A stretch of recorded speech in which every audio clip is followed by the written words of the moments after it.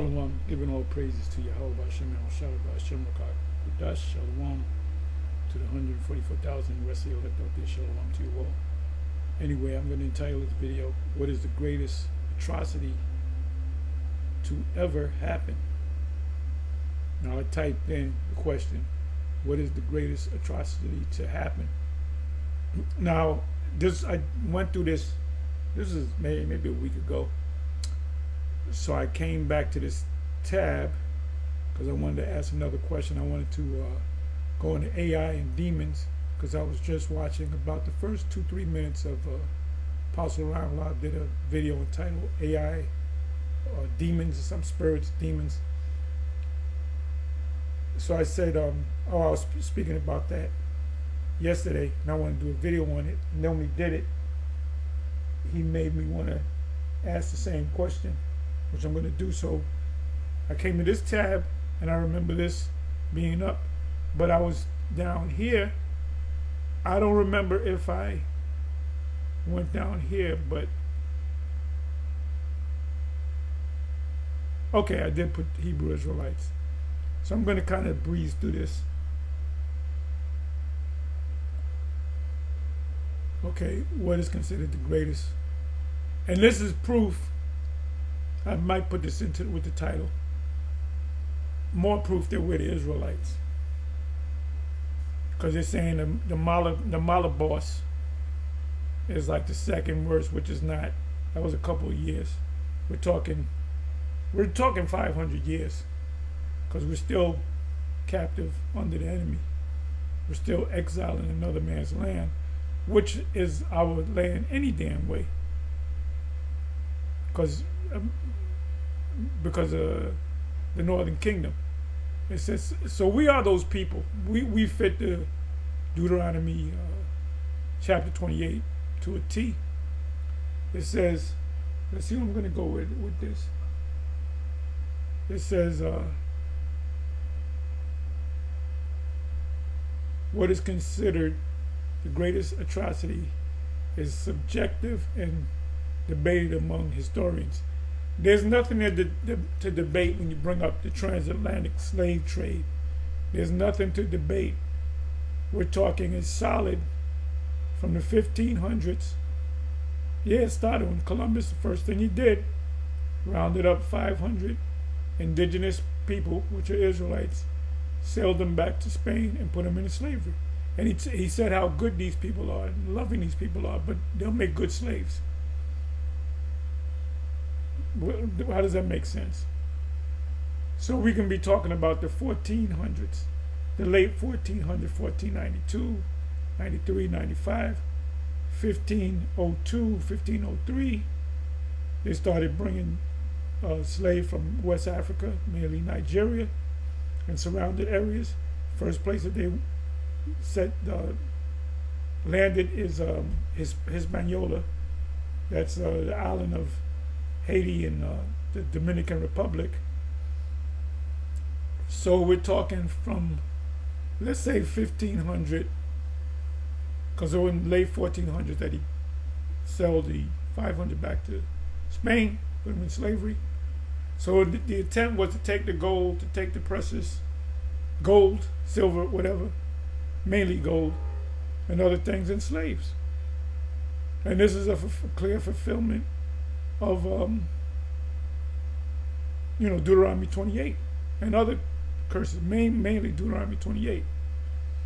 And so we're talking from, let's just start at 1500, 1600, 1700, 1800, almost 1900, right? About 35, what is that? About 35 years, because supposedly 1865 was the Emancipation Proclamation. The word emancipation, when you go into the root of that word, it means to hand over. The slaves were never freed. They were handed over from private ownership, slave ownership, to the federal government. And you Edomites and you other nations that became citizens pursuant to the 13th and 14th Amendment, mainly the 14th Amendment, read it, Somebody can put it in the chat if you like. It says in the 13th Amendment, neither slavery nor involuntary servitude shall exist in the United States except for the punishment of a crime. The ICE agents gathering these people up is clearly in violation of the 13th Amendment. Now they can say, oh, well, they're in the land illegally. So there's a loophole there. Then the 14th Amendment says, I'm merely paraphrasing, citizens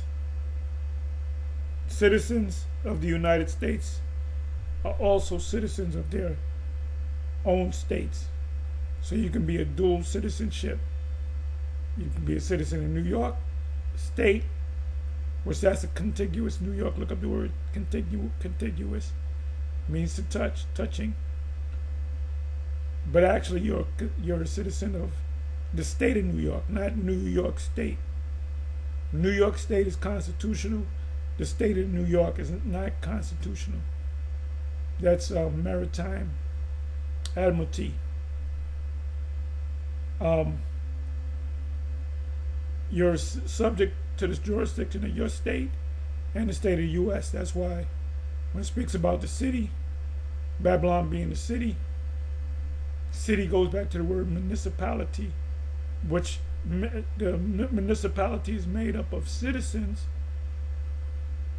So a whole country could be, you can be a citizen of that whole country and a citizen of your state. So when it says city, Babylon being America, scholars say it's New York City. No, it's a whole contiguous United States. Give me a second.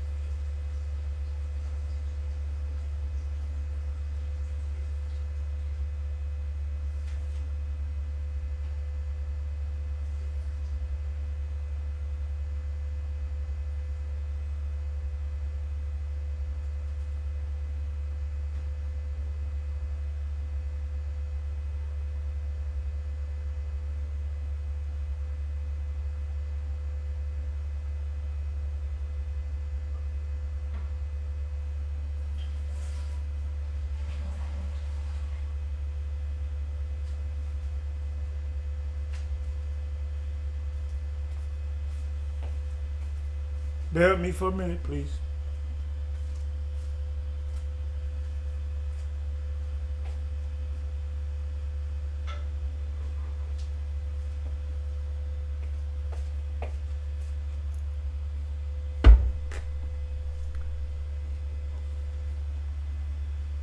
Anyway, I'm sorry.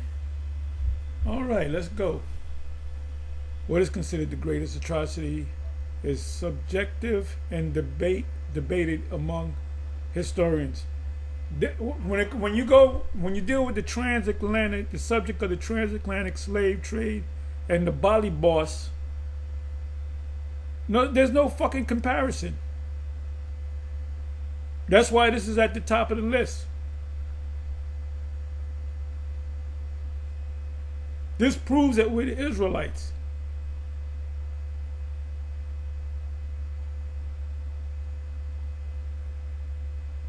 Anyway, it says,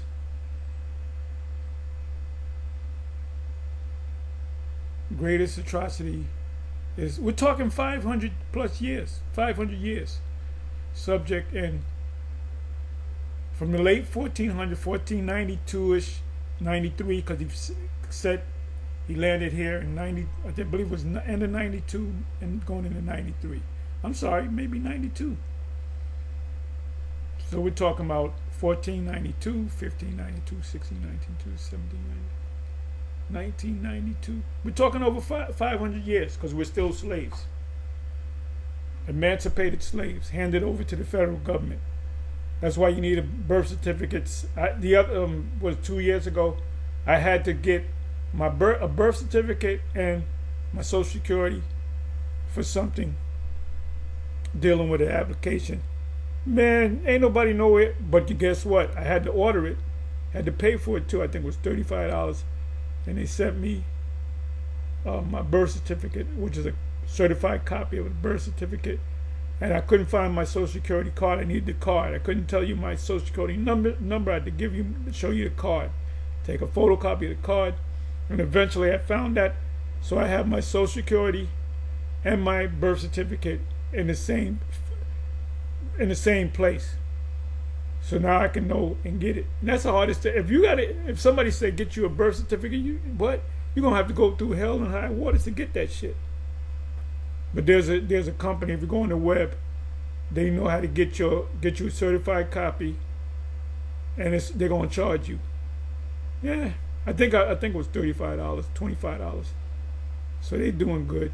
I wish I can get into that business. It says, and the scale of human suffering is difficult to quantify instead of a single defining event. Several historical tragedies are widely recognized as humanity's most catastrophic, based on total loss of life, intent, and lasting generational impact. We fucked up to this day. To this day. For number one, and this is not fucking debatable. This is why we don't deal with Esau. Fuck it. Hey, they're going through this big thing with Nolan Wells. What's coming out is they did the autopsy. He's missing his fucking throat. He's missing his lungs. He's missing he's missing things. What kind of autopsy is that? You bring the body, you do an autopsy, the body comes back, you missing parts of your body because he didn't drown. No, he may have drowned, and no, the motherfucker didn't drown. They killed his ass. Then they covered it up. Them white boys covered it up. You know, that's that racial component. The Most High did this, man, and it's amazing how. What video did I see? You had parallel pictures of his mother and his father. Then you have a picture of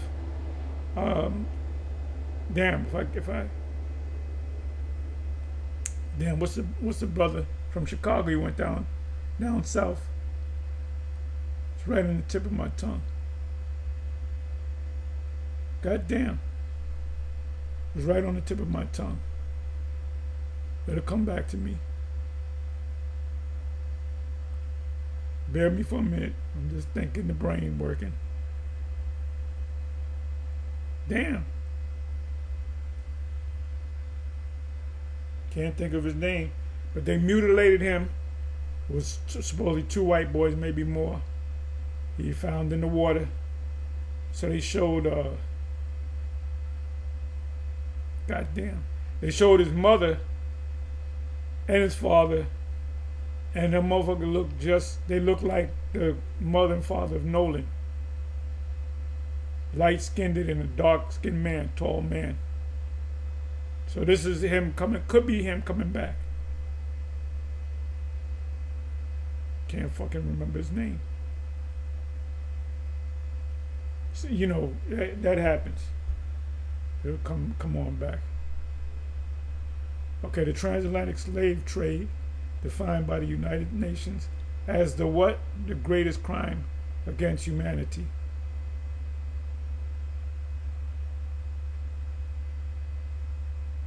That's what the UN says. So the UN is they consist of, I believe it's 94 nations, if I'm not mistaken. I believe there's supposed to be 98 nations.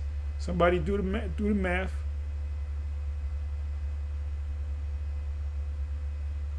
This century-long systemic trap. What do you mean century-long? What the fuck you mean by century-long? We're talking about, okay, this centuries-long systemic trafficking means business, of over 12 million Africans, which are Israelites, resulted in millions of deaths and created lasting structures of racial inequality, meaning we still got to get to the so-called the proverbial back of the bus. But the Spirit is changing things now. You got these women, Craven Jake, they always did that, but even more so. Inequality and disparity. That's why they asked for reparation. You ain't gonna get no reparations. You didn't get it under Obama. Obama didn't even mention Obama. He didn't even mention it. So you so happy that Obama became president, and then you ain't getting it now. you be happy that Nero don't throw your ass in jail. You know. Okay, the Mala boss, which I'm not even going to talk about. Mao Zedong regime, China. Okay, I believe this was called the Great Leap Forward. What happened was, I got to get the year. They had made a deal to manufacture things in China. You know what I got to do? Let me do this. Let me just read this. Mao Zedong regime, China, policies and economic upheaval under Mao Zedong, particularly during the Great Leap Forward. So we're going to get into that. Caused man-made famines. Wait a minute. Man-made famines, man-made weather machines, HAARP. All right? Man-made famines and political violence that resulted in an estimated 40 to 70 million deaths. That was your Great Leap Forward. Right, Stalin's. We're talking about 40 to 70 million. 40 to 70 million. How are you going to compare that to that number? Stalin, Soviet Union. He starved out, I believe it was all Ukrainians. We're talking 20 to 50 million. So there you go. Anyway, let's do this.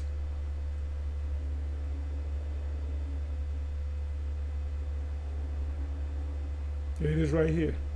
YouTube. United Nations declares slave trade gravest crime of all time.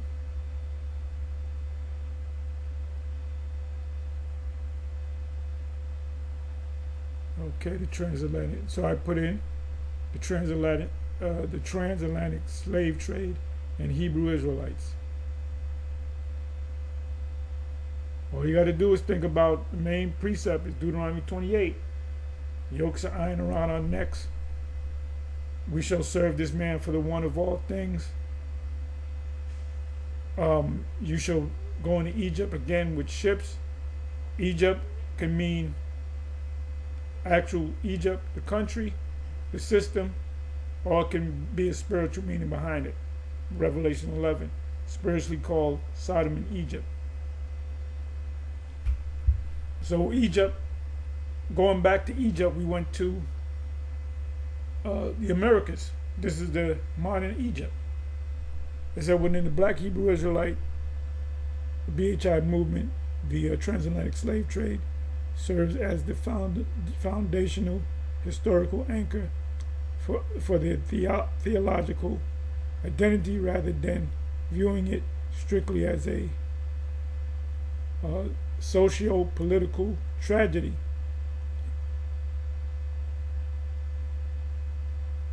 Right, historical anchor for their theological identity, right? Rather than viewing it strictly as a socio-political. It just happened. It just happened. It's not, God didn't make this happen. This is not a fulfillment of any scriptures. Hebrew, this is why we don't fuck with Edomites. That's a topic right there. Because Edomites, if you're dealing with Edomites and they know that they're losing, they're going to lie their ass off. Keep up with the Nolan case.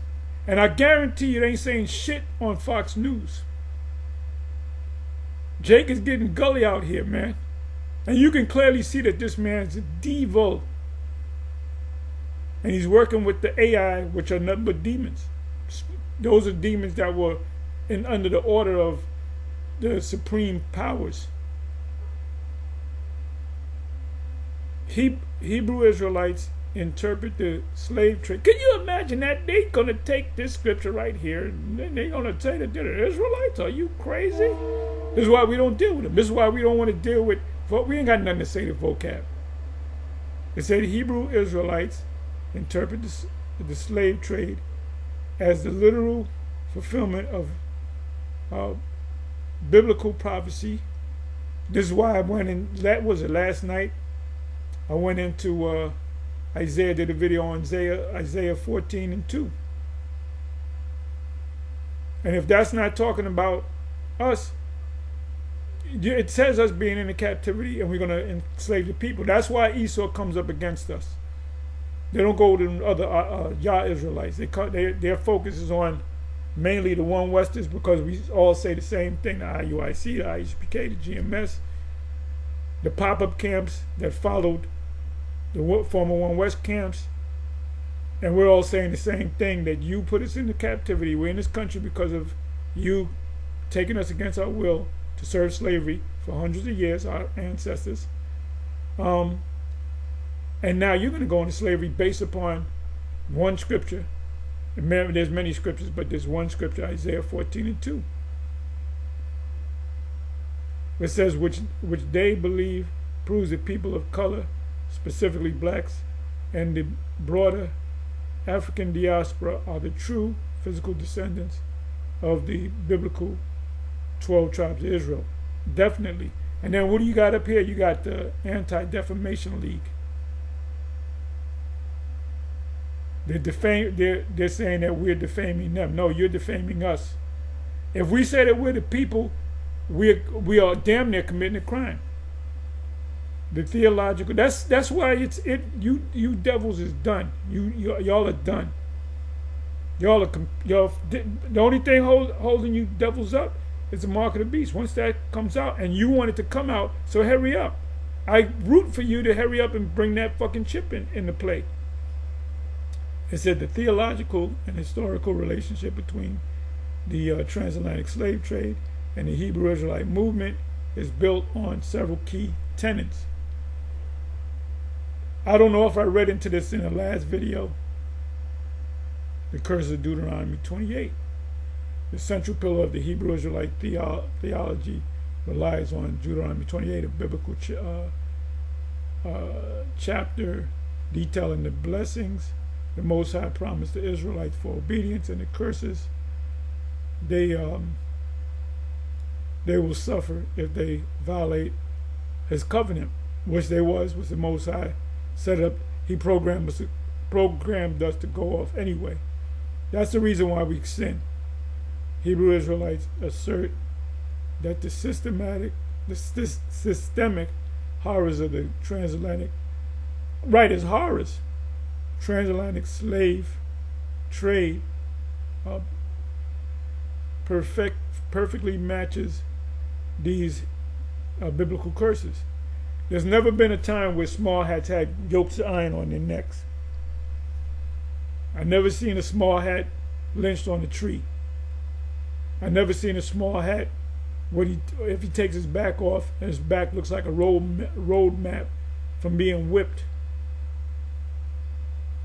Shackles on him, face masks made out of metal, being put in hot boxes. We are the Israelites for sure. It says they point to specific verses as historical proof of the middle passage. Right, the ships. Deuteronomy 28:48 mentions serving enemies in hunger. If you want to eat, I had to go to Costco's yesterday. I had to get some food. I had to get some things. And when I went up in there, that place is, whether Costco's or BJ's, but Costco's, man, forget about it. That place is always packed. You go to the BJ's, you can always find parking. You go to particular Costco's. You have big, gigantic Costco's. You're gonna be sitting out there for about, if you get so-called lucky, if you get blessed, you'll find parking immediately or 10 minutes after. But yeah, so when we eat, we got to go to BJ's, we got to go to Target, we got to go to whatever supermarket you go to, ShopRite, Stop and Shop, wherever. You ain't got your own farm. You got these brothers, these Israelites. We're gonna set up our own farms. Guess what? They're gonna chip you on your own fucking farm. You need a chip to run your farm because you don't own shit. Mentions serving enemies in hunger, thirst, nakedness, and receiving a yoke of iron upon thy neck. Give me one picture. Give me one picture of a J with a yoke on his neck. You can't do it. It was Jake. Oh, that was the Assyrian Empire. Well, yes, it did happen in the Assyrian Empire, but it also happened in America, in other places. Shackled you up. And what you don't understand is, when you read Deuteronomy 28, it's not talking about one event. We're going to read Deuteronomy 28, 15 to 68, and it's talking about this one event. No. It's talking about Rome, that's around the 50th verse on down, and parts of it is talking about America. The ship part is talking about America, not Rome. The Romans didn't grab us up. What they did was they annexed our land, and then they made us pay tribute. They didn't even put us in so-called slavery. The system that we're living in is a different type of slave system where we pay tribute, which is tax. This is a feudal system. Our kingdom is going to be a feudal system consisting of 3 classes of people. The overlords. We are the overlords. We will be the overlords. The vassals. The middle people. We're going to make them be taskmasters over the serfs. Edomites are going to be the serfs. Okay, so Deuteronomy 28:48 mentions serving enemies in hunger, thirst, nakedness, and receiving a yoke of iron upon thy neck, which they associate with the physical iron collars used on enslaved Africans. No, we're not Africans. Deuteronomy 28:68 states, and the Lord, or Yahweh, shall bring thee into Egypt. Now we know that this is a spiritual Egypt because some of us went in captivity. Any Israelites that came out of Jerusalem that the Romans didn't kill, they walked them down through the that route, the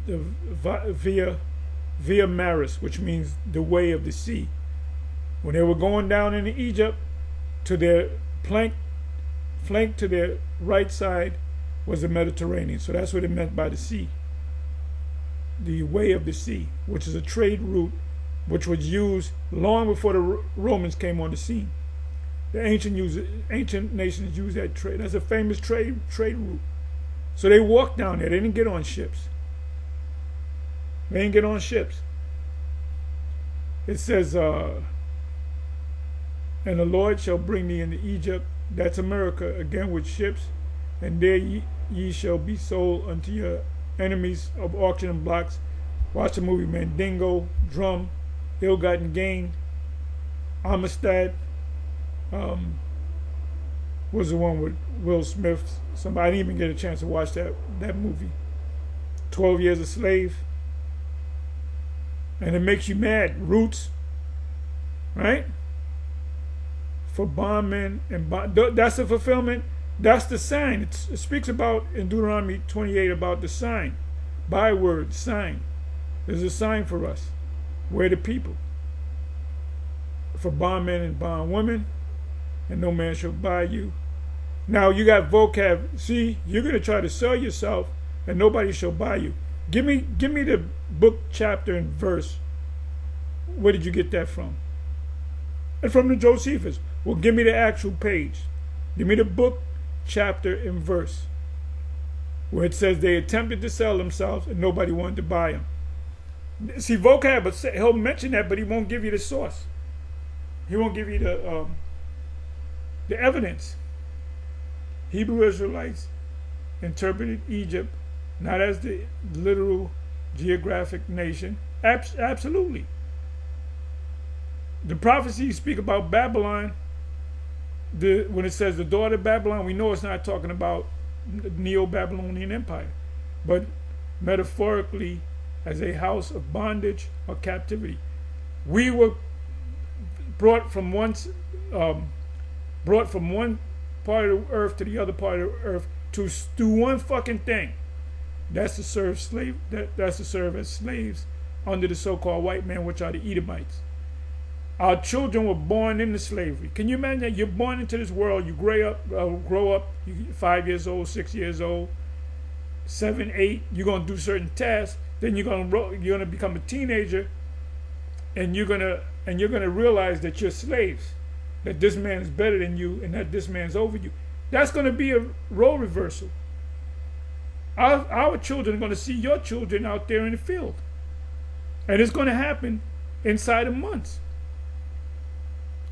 This is not literal geographical nations, but metaphorically as a house of bondage or captivity, i.e. America, and the ships as the slave vessels. That's in Isaiah, are balled into a large country. Matter of fact, I'm going to go into that.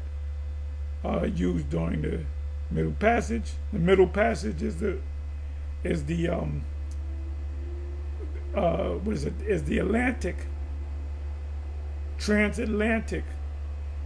That's a long way to go.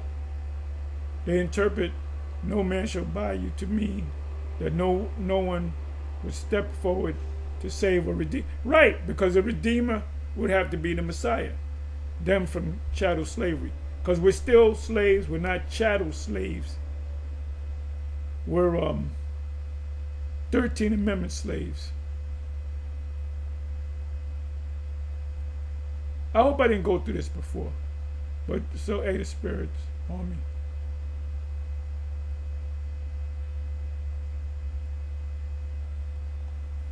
Isaiah 14:2, beautiful precept.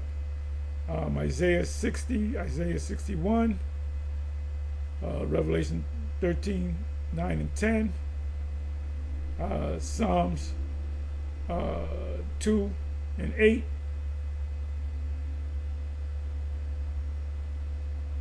It says slavery as divine punishment and identity theft.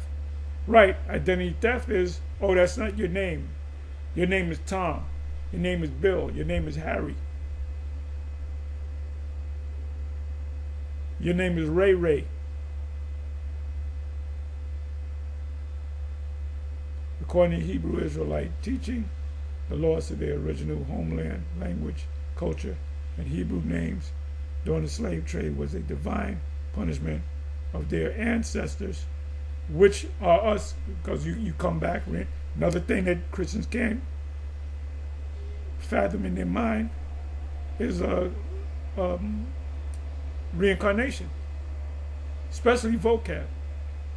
And it's plain. It's plain. The Messiah said out of his own mouth. He said, "If you received it, this is Elijah which is forth to come." He's talking about John. That doesn't mean that. It says turning away from the Most High's laws, which the Most High put the Spirit on us to go off, so He can make these things happen. That's why in the kingdom we're going to be perfect. They believe this trauma caused a collective amnesia, right? Because we forgot who the fuck we were, thanks to Esau. Boy, your name is Toby. I'm going to take your wife, I'm going to sell your wife to one plantation. I'm going to take your children, I'm going to sell them to other plantation. I'm going to take you're going to stay in this plantation. And when you have children, you're not going to give them Hebrew, you're not going to teach them Hebrew. You're not going to bless them in the name of the Most High.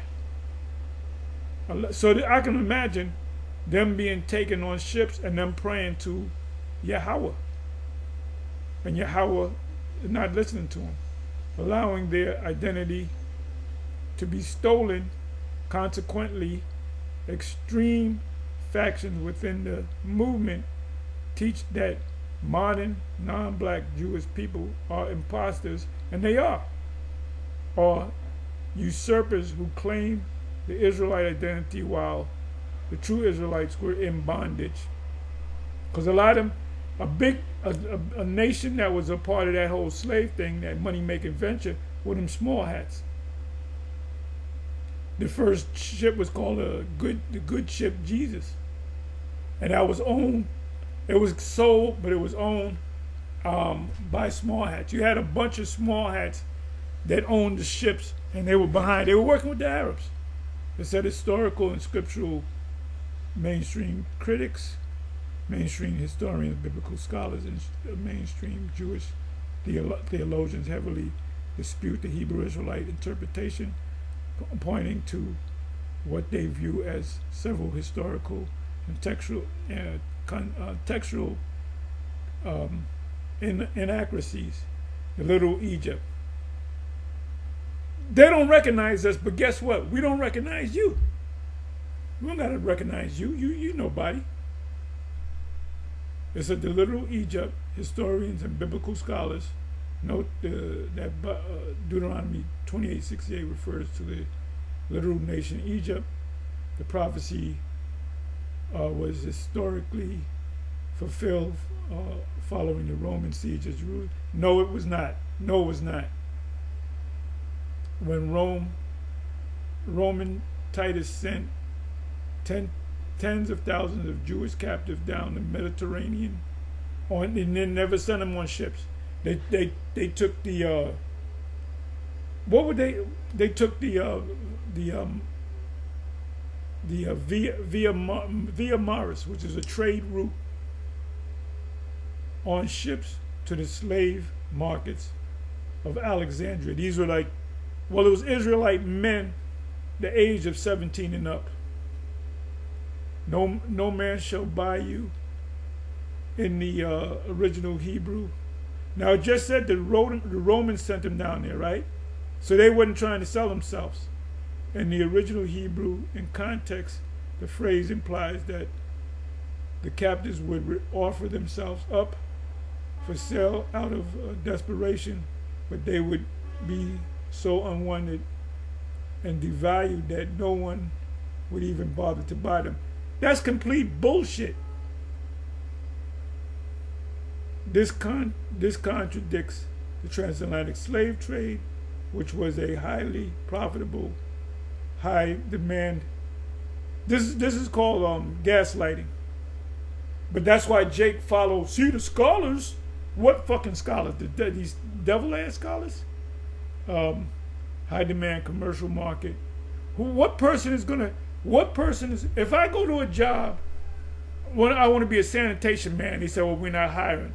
I say I'm willing to work for free. All you got to do is buy me a bag of Cheetos every day and a bottle of water, and I'll work fucking 20 hours a day. You think the guy is going to say no? What he going to do is, he said, do you have people that like you? Bring them motherfuckers along. He gonna have all you got to do is give you a bag of Cheetos and a bottle of water, and you good. What do you think he gonna do to the ones that he got to pay? He gonna lay them off. So this is stupid. This is fucking stupid.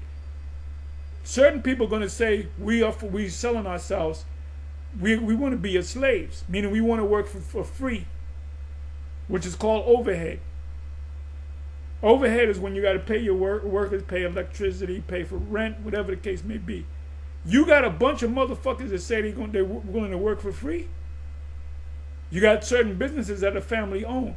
Who work for the business? The family. Because you don't got to pay the family because they living under your household anyway. You got to give them money any goddamn way. So it's stupid. It's utter stupidity. Distinction from black Jews, organizations like the Anti-Defamation League, which is small hats, which they work hand in hand with the Southern Poverty Law Center, which we just found out recently, as of months ago, that they've been slipping money to the KKK. So I thought you were supposed to be against the KKK and hate groups. You giving them money. What's that all about? That means you set up to do these things to then point the finger. And mainstream Jewish groups emphasize that black Hebrew Israelites are distinct from black Jews. Black Jews and Jews of color are recognized members of the global Jew. Right, we can't be an Israelite. We got to be a black Jew, and we got to follow their. You got to go to the Wailing Wall. You got to put a yarmulke on your head. You got to put tzitzis on, and they'll let you in. Because we're imposters. Jewish faith who practices traditional Judaism, whereas Hebrew Israelites generally reject mainstream Judaism. Right, because that's your fucking religion. And traditional Christian doctrines in favor of their own independent theology.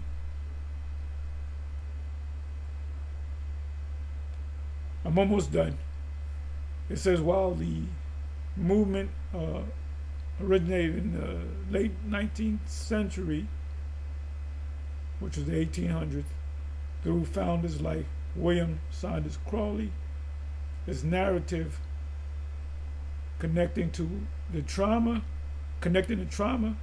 of the Middle Passage to a chosen people heritage, Deuteronomy 28:68, continues to resonate deeply with people seeking to claim an identity stripped away by chattel slavery.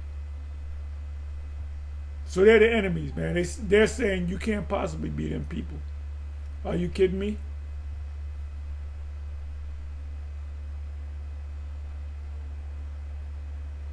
Give me a second here. I just want to come back over. I want to come over here. Okay, let me X this out.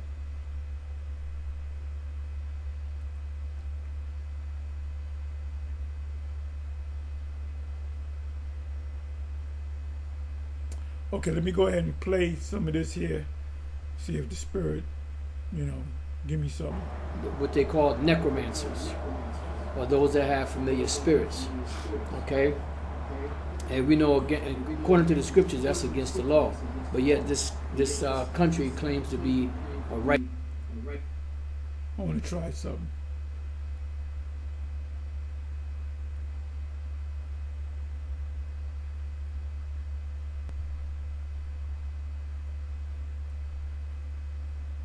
Give me a second here.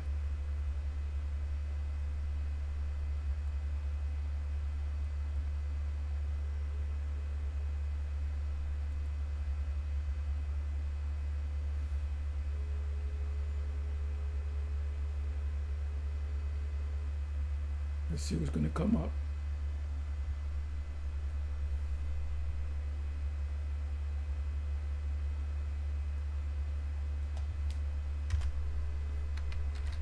Is a demon spirit?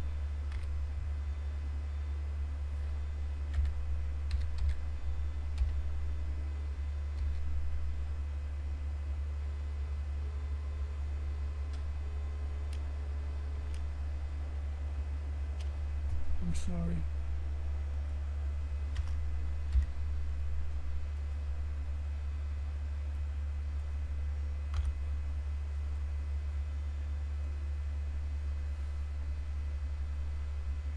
Okay, so this is what they're saying. No, artificial intelligence is not literally a demon or spirit. There is a broad consensus across technological and theological discussions that AI is a computer-run software tool made for math, data, electric, computer codes. What does God say about AI? What does AI in the Bible mean? Okay, I'm not going to go into this.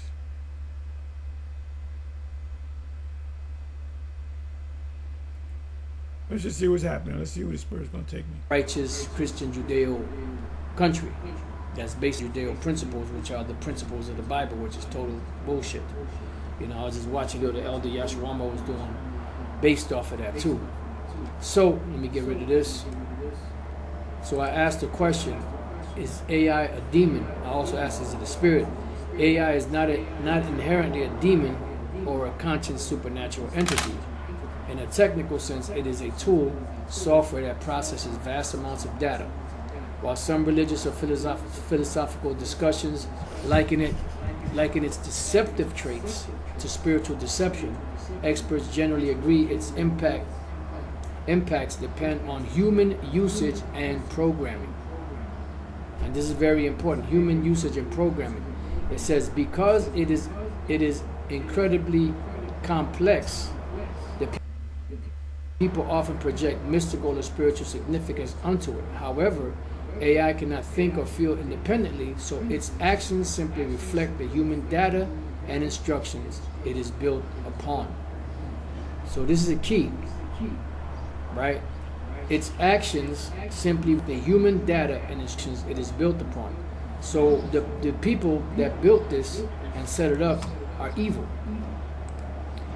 In Ecclesiasticus 10:1, it says, a wise judge will instruct his people, and the government of a prudent man is well ordered. And we know that this is not talking about Esau, because Esau cannot do right. Esau has been given the world for the last 500 plus years, you know, or more, going all the way back to the Renaissance period. And they have not ordered the world correctly. That's where the Lord is coming to remove him and put a righteous landlord.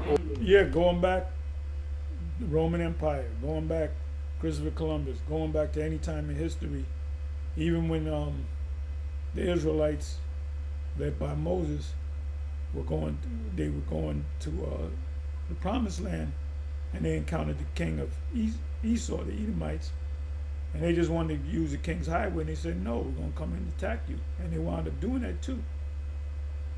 So there's not, so you talk about why we hate people, them motherfuckers hated us. Over the planet, which is Yahweh's son, Yahweh Shai, and the nation of Israel underneath Yahweh Shai. As the judge of the people is himself, so are his officers, and what manner of man the ruler of the city is, such are all they that dwell therein.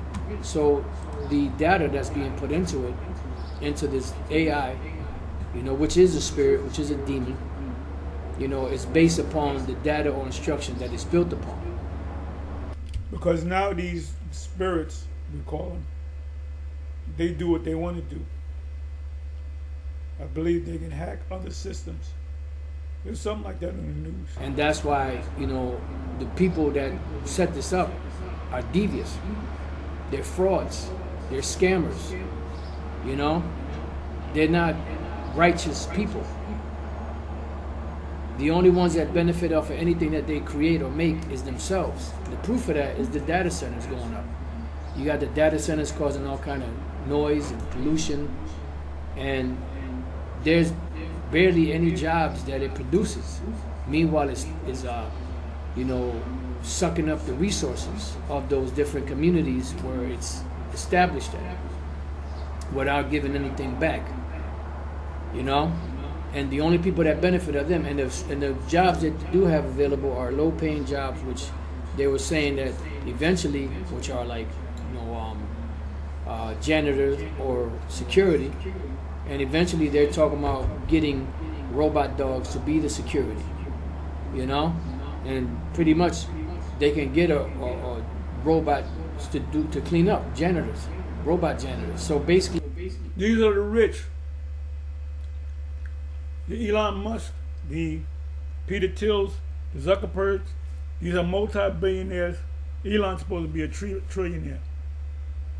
I want to show you something. You praise the rich and you're stupid. The rich look down on you.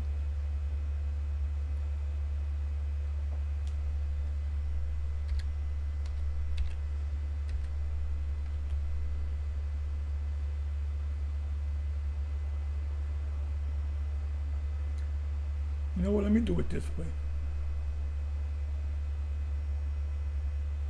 do the rich. Let's put in the phrase the rich.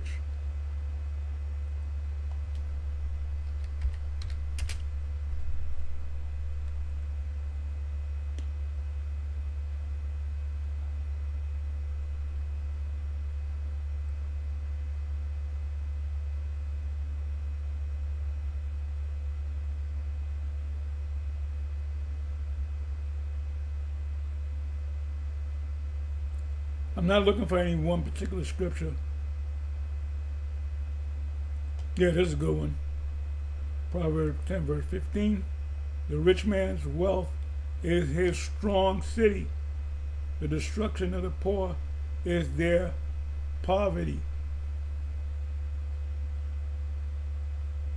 So data centers are number of cities.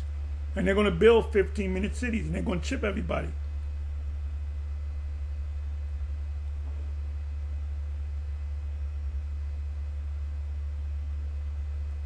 The poor is hated even of his own neighbor, but the rich have many friends, many ass lickers.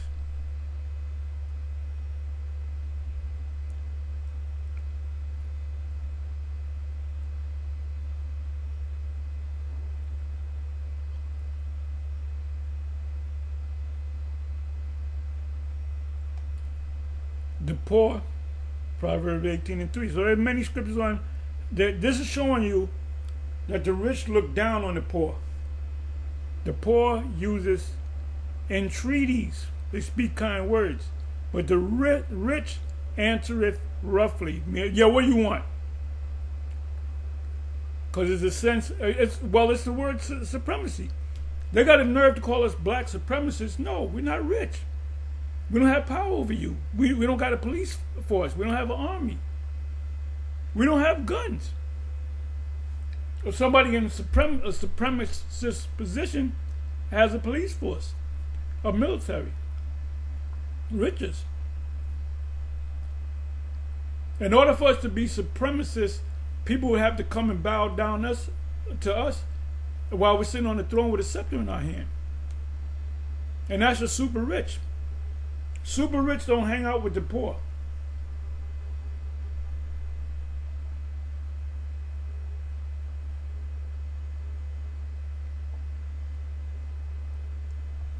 Anyway, let's come back over here. You're going to have an infrastructure built in your community that's sucking up all the resources and not giving you anything back. And this thing is getting worse and worse.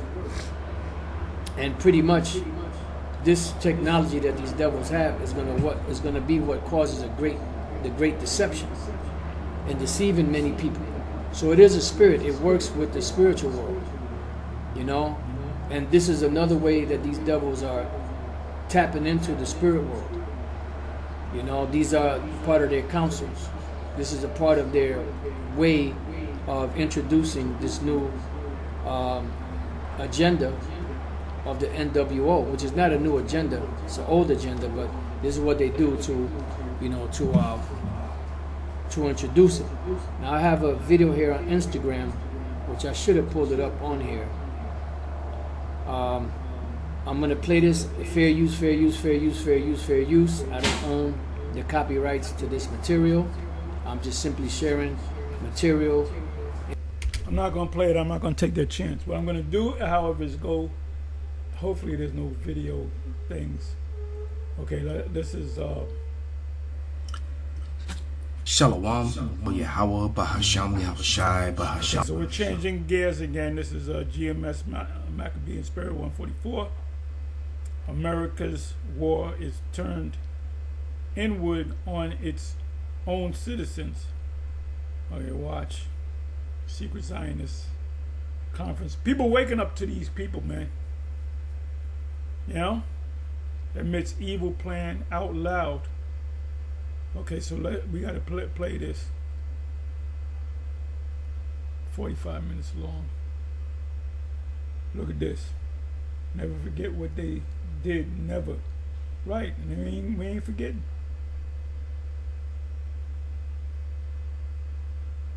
What is this all about? What is crashing out and why? are so many women doing it. It's getting worse. Yeah, that's why you got to put women in order. They can't rule their own souls. Rakaha Kwadash, double honors unto the apostles, double honors unto the elder bishops.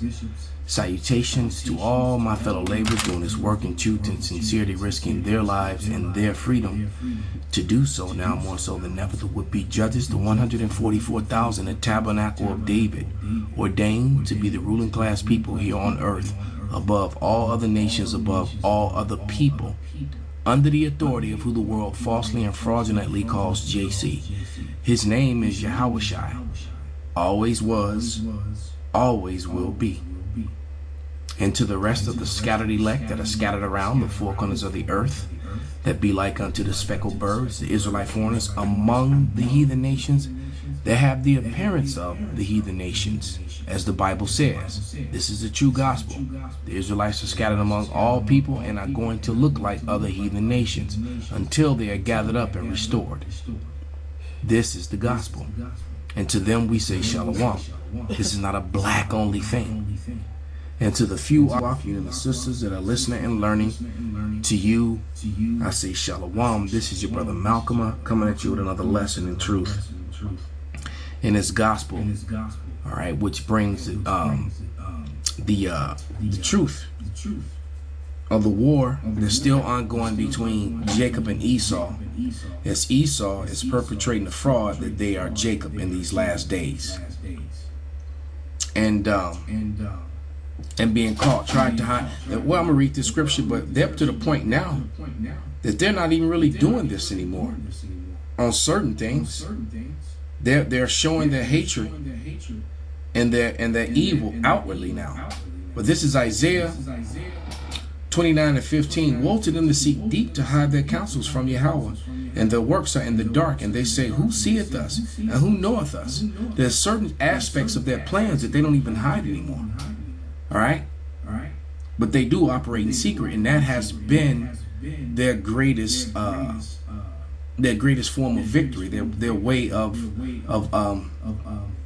deceiving and ruling over the people. Okay? It's through falsehood, through lies, and through deception, and through the cloak of darkness. They didn't do or say things outwardly. They hear things within the language of legalese, you know, and they prescribe their laws, their wickedness and their mischief by law in the form of legalese. Very deceptiveness. Okay? And now,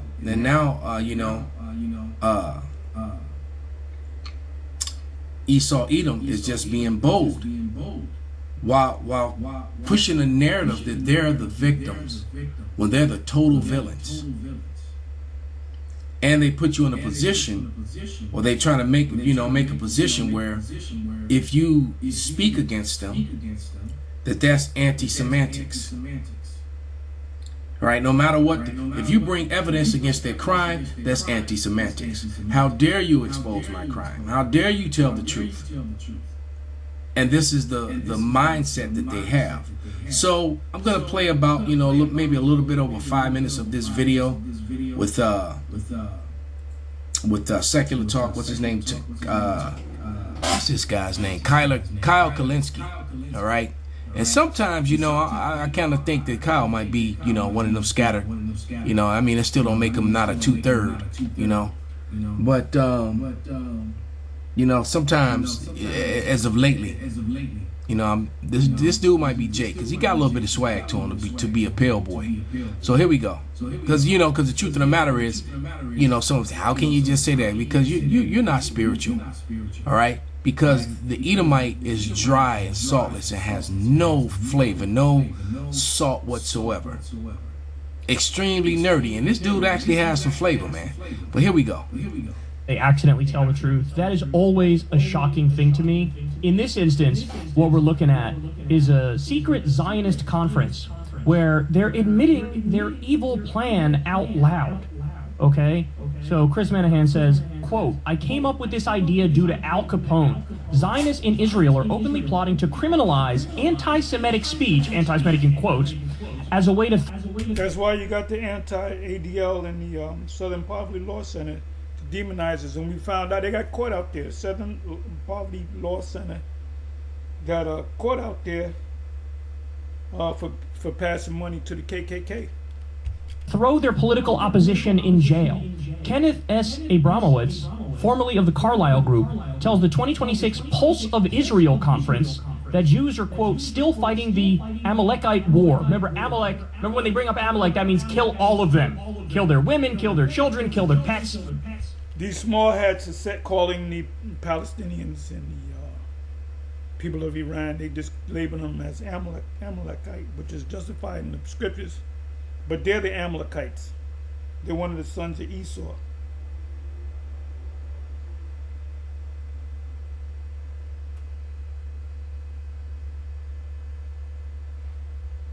Y'all got that?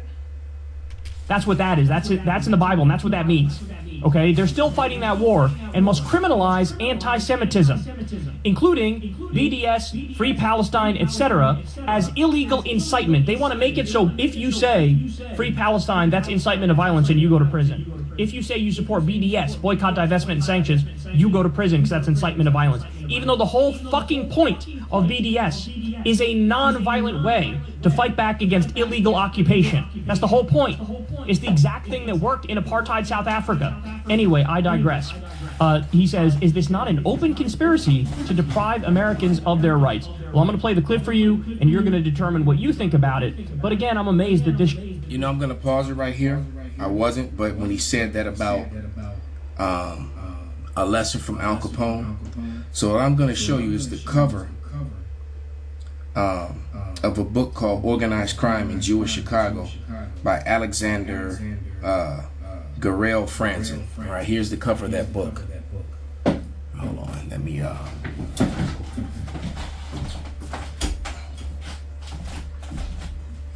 okay, and I've done lessons on this book before. The first time I did a lesson on it, they blocked the video. All right? Gangsters and Organized Crime in Jewish Chicago.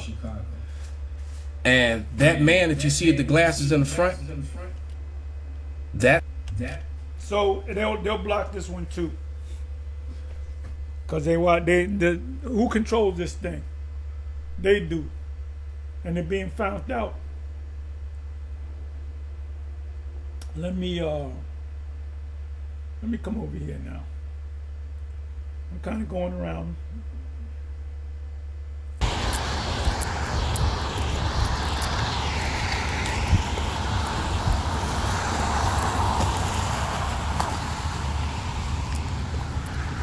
Look at the pride in this guy's face. But Jake will tell you, no, you can't put the white man in captivity. They gotta fucking pay, man. Hey, the scriptures say that if they don't, in not too many words, what is a bastard? One that does not receive correction. So we're not bastards, they're the bastards. This is showing you, look, I got them under I can do whatever I want to these. Look at them. We're not going to be fucking nice when we get you in our kingdom. It's going to be a hard way to go. Until we gather you, until we tired of looking at you and we gather you together and we put you. This is why the fucking whole world is out of order. The whole world is out of course.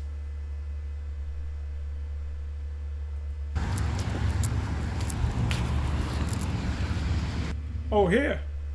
Esau was given, let me bring this up. Esau was given this earth, and look what the fuck he did with it. Let me see. Is this it? Let's put it over here.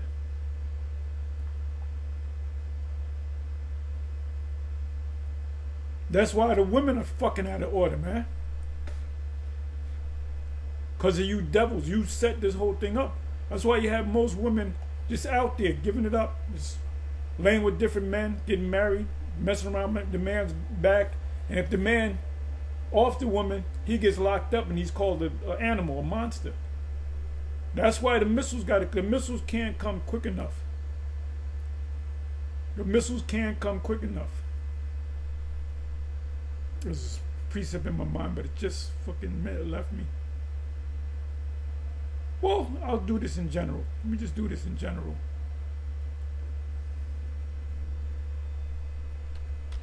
Isaiah. Because they're in the land of Palestine, but they're not. I hadn't brought this out in a while. Just look at what they're doing. They're saying that that's the fulfillment of prophecy. That system is ran by a secular government, and they don't. They shave their faces. The men. They don't wear fringe. They don't have fringes, robe. They wear European style garments. None of them have a beard. They don't even know when the Sabbath comes in. You just go right here. Let favor be shown to the wicked. We know the wicked. Will he not learn righteousness? He's not built to be righteous.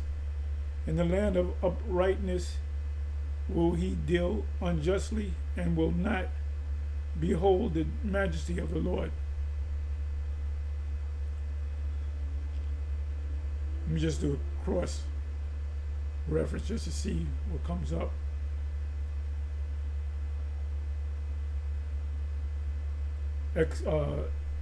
Isaiah 63 verse 9, in all their afflictions he was afflicted, and the angel of his presence saved him.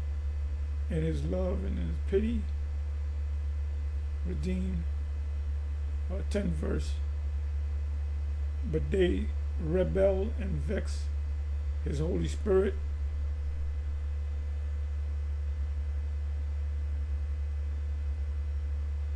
Okay, this is referring to the Israelites.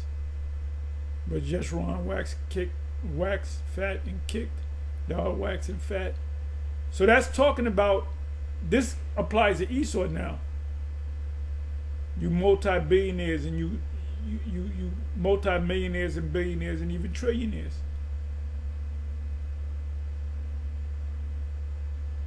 Right, there's another good one. Man, this applies to us, but it also applies to these devils. Because the land was given to you. You took the land, but you were supposed to do the right thing with the land, but you're not built like that.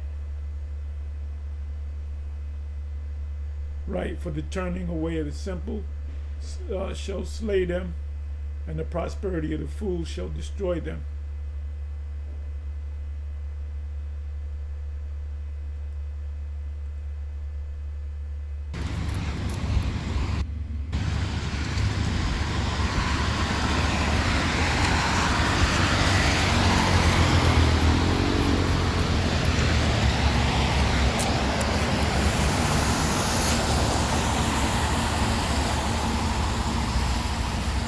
See, you can't get around this. What is meant by Israel and Judah being oppressed together. Because Jeremiah 50 speaks about Babylon. Scholars say that's talking about the Neo-Babylonian Empire. Well, Israel wasn't taken captive by the Babylonians. They were taken captive by the Assyrians. And they were pushed out of the land. They left the land, as a matter of fact.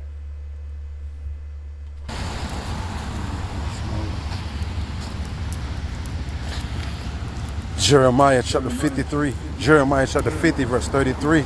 And it reads, "Thus saith the Lord of hosts, the children of Israel and the children of Judah were oppressed together, and all that took them captive held them fast. They refused to let them go."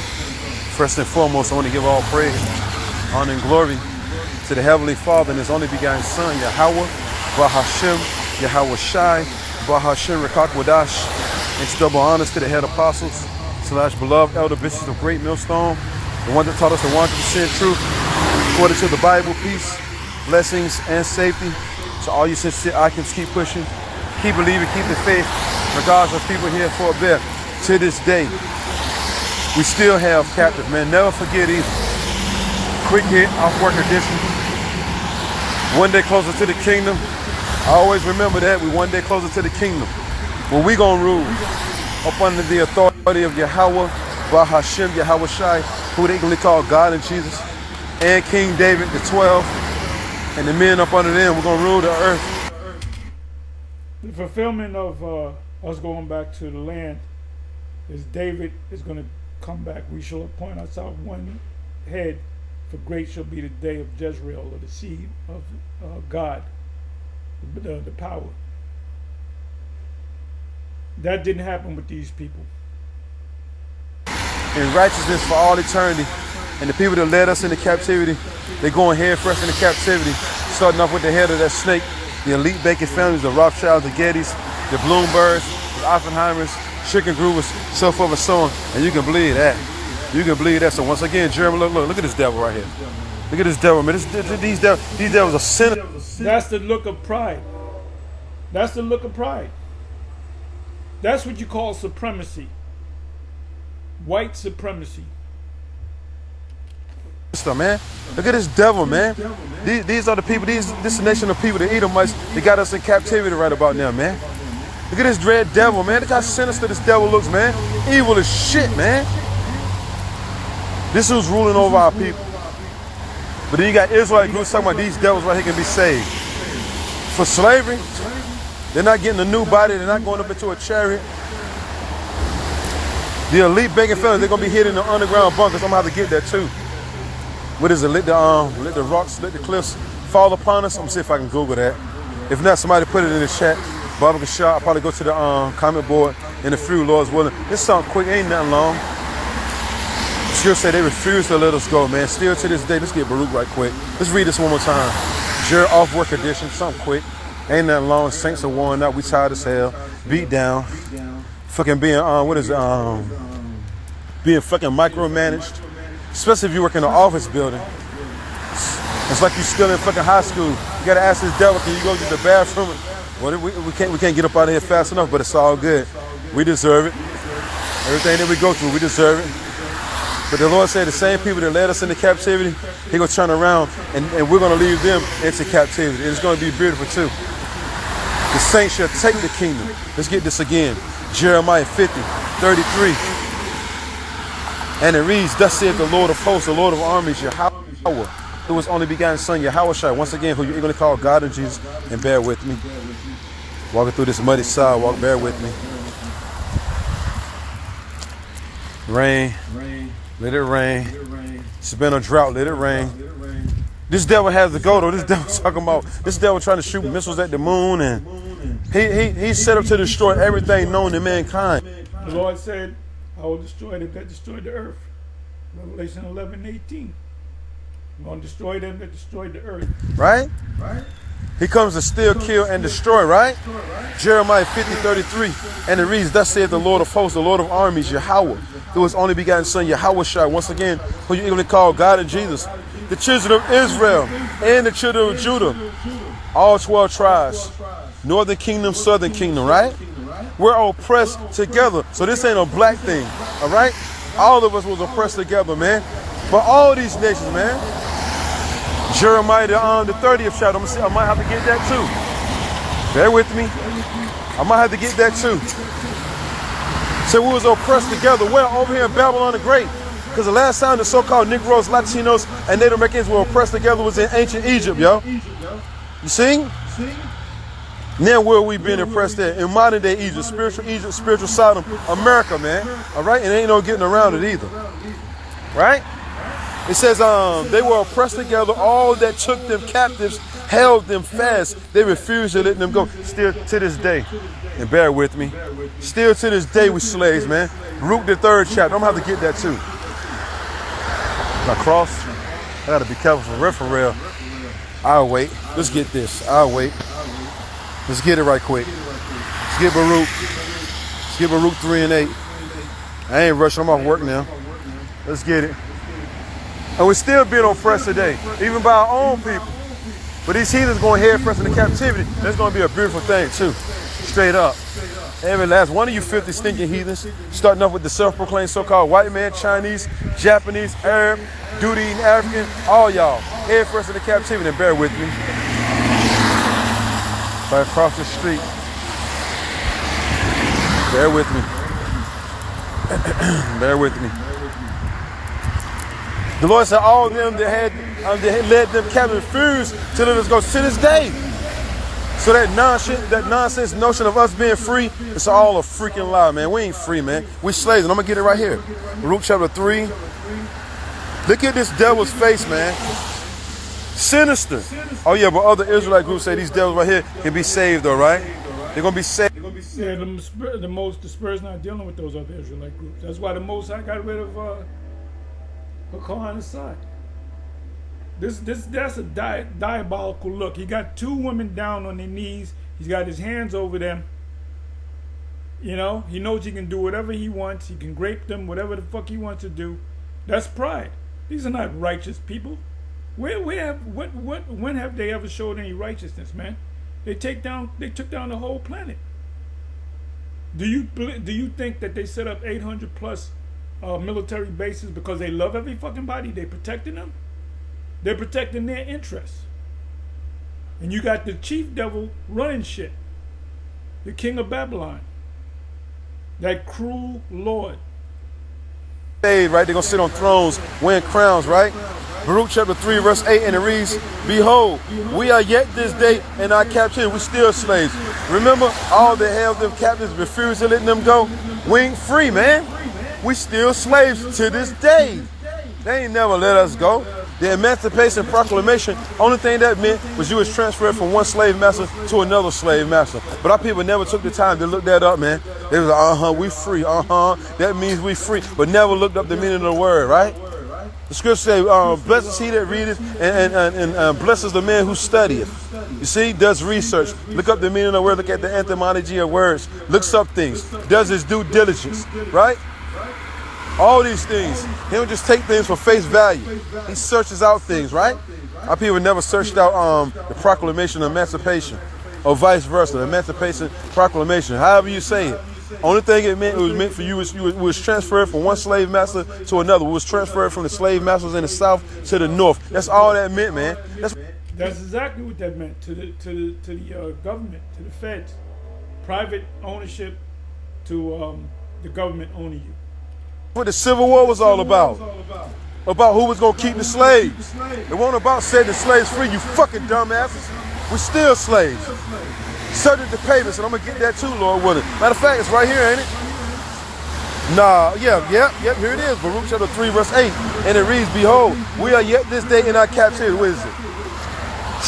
July 23rd. Still slaves. I know I'm a slave. I just got off freaking work, man.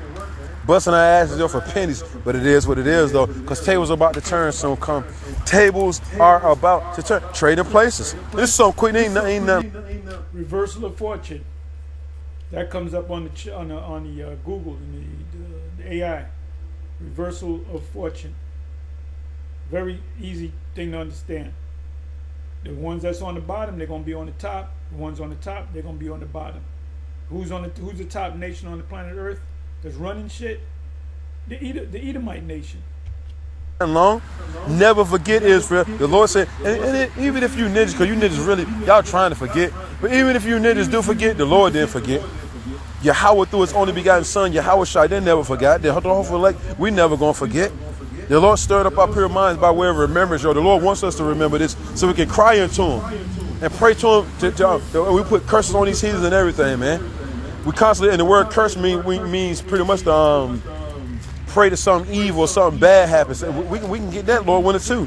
Go straight, and somebody just slap it up on the board. Anthemon. What the word curse mean in the anthemon? You pray to a deity or your power, you know what I'm saying, to bring evil, you know what I'm saying, a judgment upon the people that's been harming you. You damn right. Every day. Every morning, every day, every evening, right now.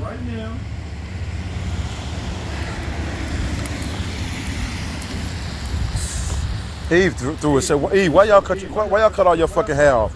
Why y'all get these fucking bald heads, man? We ain't African, man. Motherfucker, what was it, Black Panther looking ass ninjas still getting bald heads, man. This shit's sad too. Peace. How you doing, man? What's up? I ain't seen you in a while, bro. What up, bro? Yeah, man. I ain't seen you in a while, bro. Everything good? Yep, good to see you, bro. Yep. Yeah, bro, I know you still doing it. Yep. Where y'all be at now? Yep, downtown. Okay, man. Yeah. I still got the book. What the heavy set bro used to be with you? Oh, he passed. Huh? Yeah, he passed. Word. Yeah. A dark skin, bro? Yeah. Man. With the glasses, right? Here? No, he moved in another state. Yeah, Oh, he man. passed. Yeah. Sorry to hear that, bro. You Yeah, know, it's all good. We know where he at. used to be 3 of us downtown. Yeah, y'all remember you? And it was a brother with the beard. He had he was dark skinned too. Right. He passed away. No word. He passed on a motorcycle. They with the Lord though, know what I'm saying? That's right, bro. So you know, we'll see him again soon. That's right. Lord willing, know what I'm saying? Lord willing, we endure. That's right. Bro. Yep. Good to see you though, bro. I remember you. Bro. Yeah, Yep. man. I still got the book y'all gave me, man, by the Western book. Right. I still got that, bro. Hey, hold on to it. I got You still pushing? Yeah, man. Keep pushing. You already know. Know what I'm saying? That's all we got. Only thing we can do is push. That's right. Know what I'm saying? I'm pushing now. No. He ain't pushing. He's just a guy that knows he's an Israelite. He's not one of the prophets, but he's a friend. He's acknowledging the prophets. I'm sorry. I just wanted to look at something. Yeah, this is hot in the news. Foreign soldiers are about to invade this place. What places they're talking about? So we're gonna switch gears. White people explain to white people why people don't like white people. There, people are waking up. You're losing your kingdom. Thou art greatly despised. Look down upon Obadiah.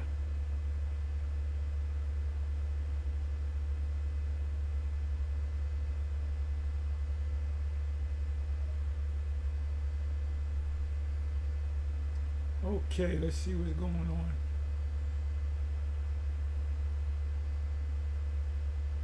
Okay, we're just checking stuff out. You know what? Let me do this. I'm a little all over the place, but I gotta watch this. Yeah, because this man illegally took a sitting president and arrested him and his wife and brought him up to New York. Talking about, you know, this it makes the whole world looks at this guy greatly despised. Obadiah, the Homestead Journey. This is what's coming to America's schools, and people are angry. I gotta watch that. I gotta watch this, that, and I'm gonna play this now. Look at this devil. I mean, you want to talk about the look of pride and wickedness. This man is a wicked. Like I said, when Jake roll up and defend Christianity and Edomites, we don't want to have nothing to do with you. Let me do this. There's the disclaimer, obviously.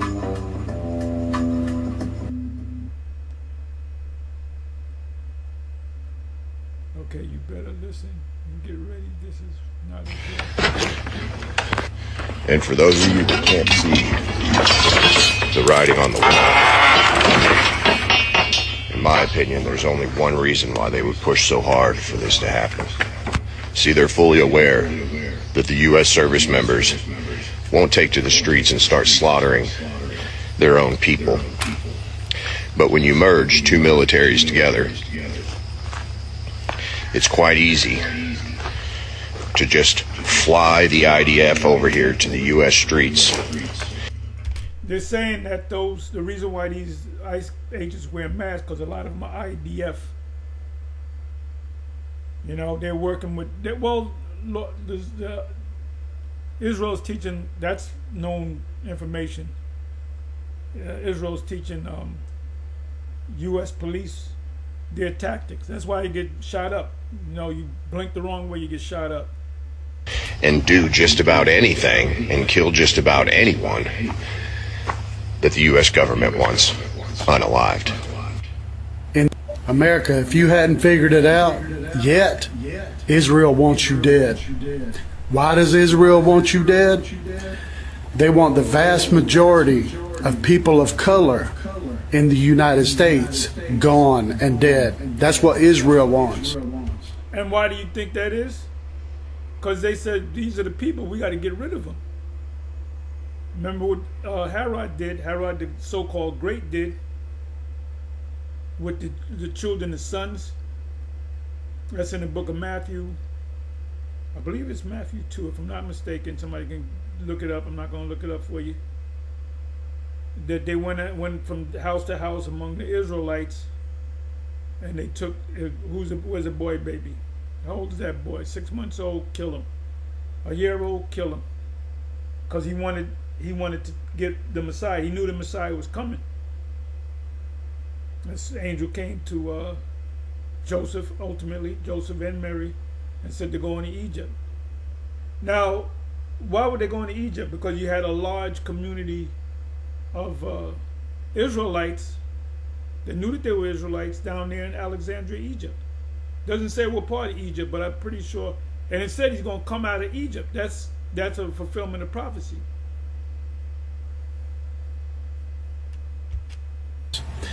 Israel wants to rid. That's Micah or Malachi. Let me do this.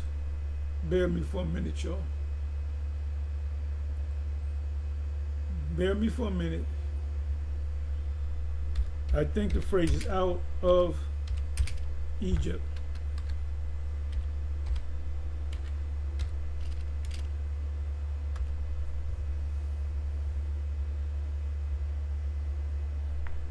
Let's see if it comes up.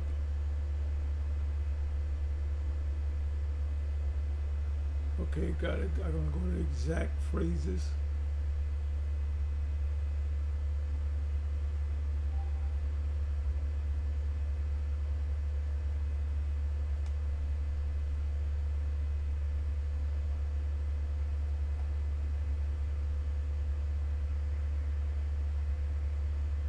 It's either, if I'm not mistaken, it's either Malachi or Micah. It may be Micah 3.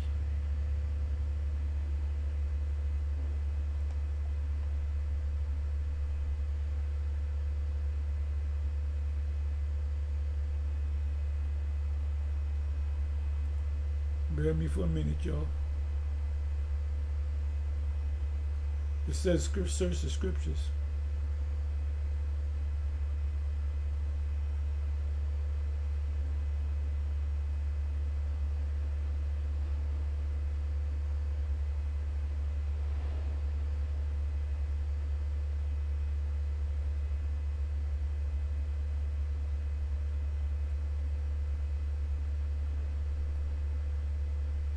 Out of Egypt have I called my son.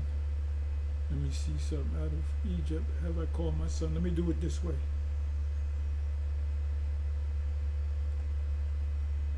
I'm going to try two things. Open this up. It should give you the reference.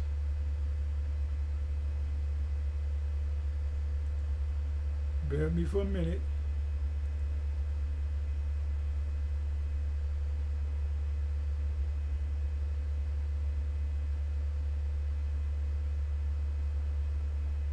Okay, let me try it this way. I'm sorry. I should have just went to the Google.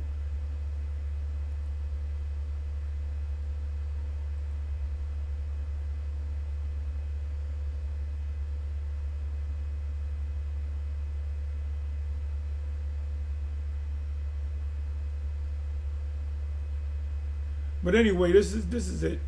You got the precept that takes you back to it. Because he came out, he went into Egypt and he came out of Egypt. So this, we can use this. And this, and I was right, Matthew 2, verse 15. But I wanted the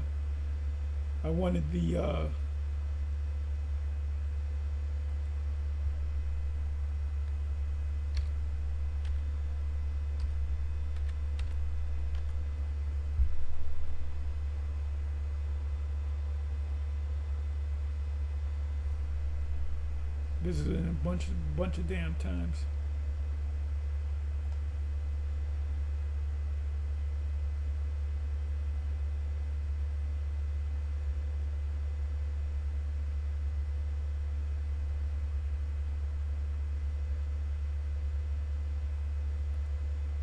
Bear me for a minute, y'all. Please forgive me.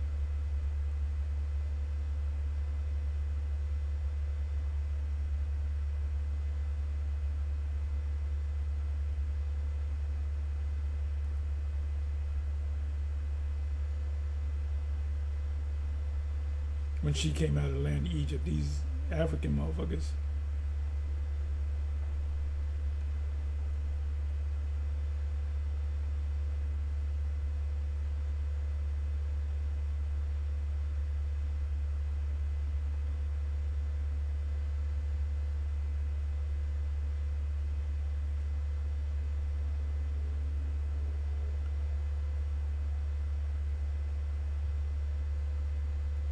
I hate doing this, but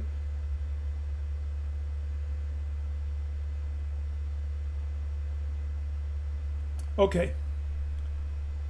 Micah 7 verse 15, is this it? According to the days of thy coming out of the land of Egypt. No, that's talking about Israel.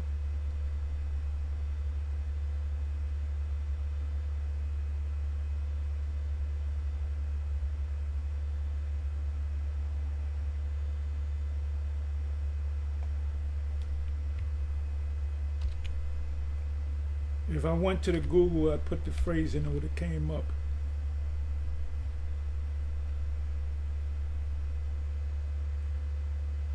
Please forgive me again. There we go, Hosea. Hosea 11:1. When Israel was a child, then I loved him and called my son out of Egypt. The main one is in, my son is Israel, but my son is also Yahweh Shai. But my son, even my firstborn, is Israel. Please forgive me for that. Let's go. America of people of color. Why? So they can move over here. That's right. Israel wants to. Oh, they got their eyes on Argentina. They're taking away Argentina. Move their people into the United States. And the biggest thing that Israel hates the most is people of color. So, get ready, because when the conscriptions to go and fight for Israel starts, it will be people of color, Native Americans, Asians, black people, Latinos. And what do you think is going to happen when you get there? You're going to be killed in friendly fire. Israel will make sure that you do not come home. That's a fact. Because Israel wants. That's why you stupid ninjas don't have no business being in this man's thing. America. It wants the country. Scripture says, never trust thine enemies. That's Ecclesiasticus. Never trust thine, I believe that's 12, if I'm not mistaken. Never trust thine enemies. Of America. So it can build a. You don't even know who the enemies are. Nolan didn't know. He hanging out with them white boys, man. He wasn't up on game. That's why they did to him what they did to him. They set your ass up. Bigger country. That's just the plain truth. Oh, Emmett Till. It came back to me. Emmett Till had a picture of Nolan's mother standing right next to her husband, the father of Nolan. And then you got a parallel picture of Emmett Till's mother standing again next to his father, and they both look alike. Truth. And if you don't believe me, do some research. This is Jeremiah 30, 5 through 7. For thus saith the Lord power, or the Lord Yahweh, we have heard a voice of trembling, of fear, and not of peace. Ask ye now, and see whether a man does travail with child. Wherefore do I see every man with his hands on his loins, as a woman in travail? And all faces are turned into paleness. Alas, for that day is great, so that none is like it. It is even the time of Jacob's trouble, but he shall be saved out of it. And that's speaking of the elect. I want to give all praise, honor, and glory to Yahweh Ba'ashem, Yahweh Shai Ba'ashem, Wakak Wadash. Double honor to the apostles and elders of Great Millstone, woo well. Peace and salutation to the elect, and much respect to the brothers pushing this word in the four winds of the earth. And shalom to you fused and sisters out there as well. This brother Ariyah coming at you with another lesson. And what they're saying in the videos, we've been saying for the longest. I mean, brothers before me have been saying it longer than me, you know. But I've been, I've done lessons on it, and brothers done lessons on it. You know, the apostles did lessons on it about troops coming over here that are not American born that's gonna be shooting people up, man. You know? And I did a lesson on like Gurkha troops, you know, coming over here. You know, but these are gonna be Israeli troops, you know, because the armies have merged. The US Army and the Israeli Army have merged. And they gonna come over here, man. And they're not gonna have any problem putting down American citizens, man. And what dude said makes sense, because they had a summit or something like that where this Israeli woman panelist was speaking, and she said that young black people are the problem in America. And it makes sense because they want to move over here. Even though we know this place is going to be destroyed and won't be inhabited again, you know, certain things going to happen first. You know? I can see that happening, man. This is why they put Jake on the forefront. You know, they always showing Jake doing some bullshit, you know, on the news or social media or what have you. They always showing Jake. They rarely show what Edomites do. You know? They rarely show that. And I've been saying it for the longest. They doing it for a reason, man. And now you see why. And now you know what's coming. And that's definitely taking trouble. They looking to exterminate the so-called black person. Okay, we brown. We different shades of brown. We are not black.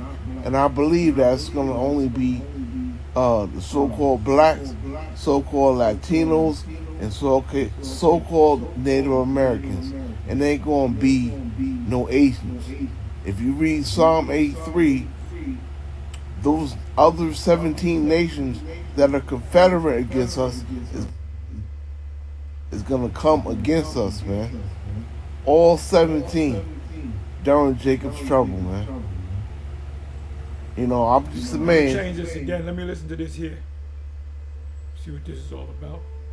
They have broken every single flippin' promise to you that they've made. And never has it been so critically important for fair use, fair use.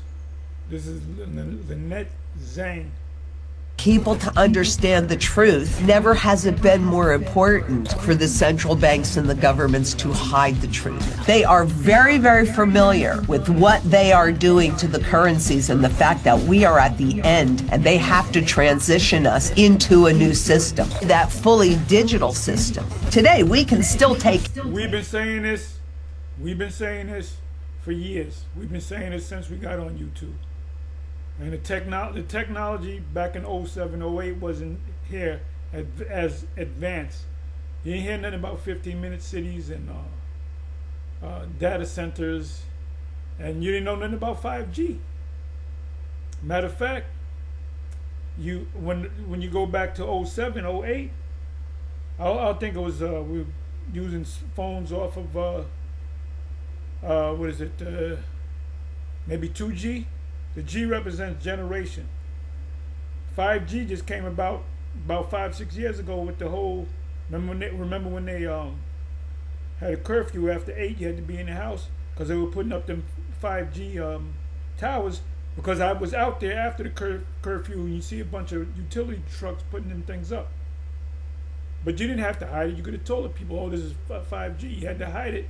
There's certain things you don't have to hide. Cash out of the system. That creates a problem for them. They want to have absolute and total control. By 2030... That's before they look. It's going to happen before 2030. Because we got to be here for another almost 4 years.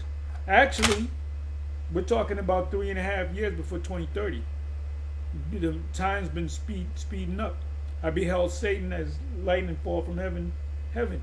Yahushua said that. You will own nothing, and you will have to lease everything. They don't say that last part. They get us used to it, and then we pay the price. We need to hold their toes to the fire. We're in a battle for our lives. The clock is ticking.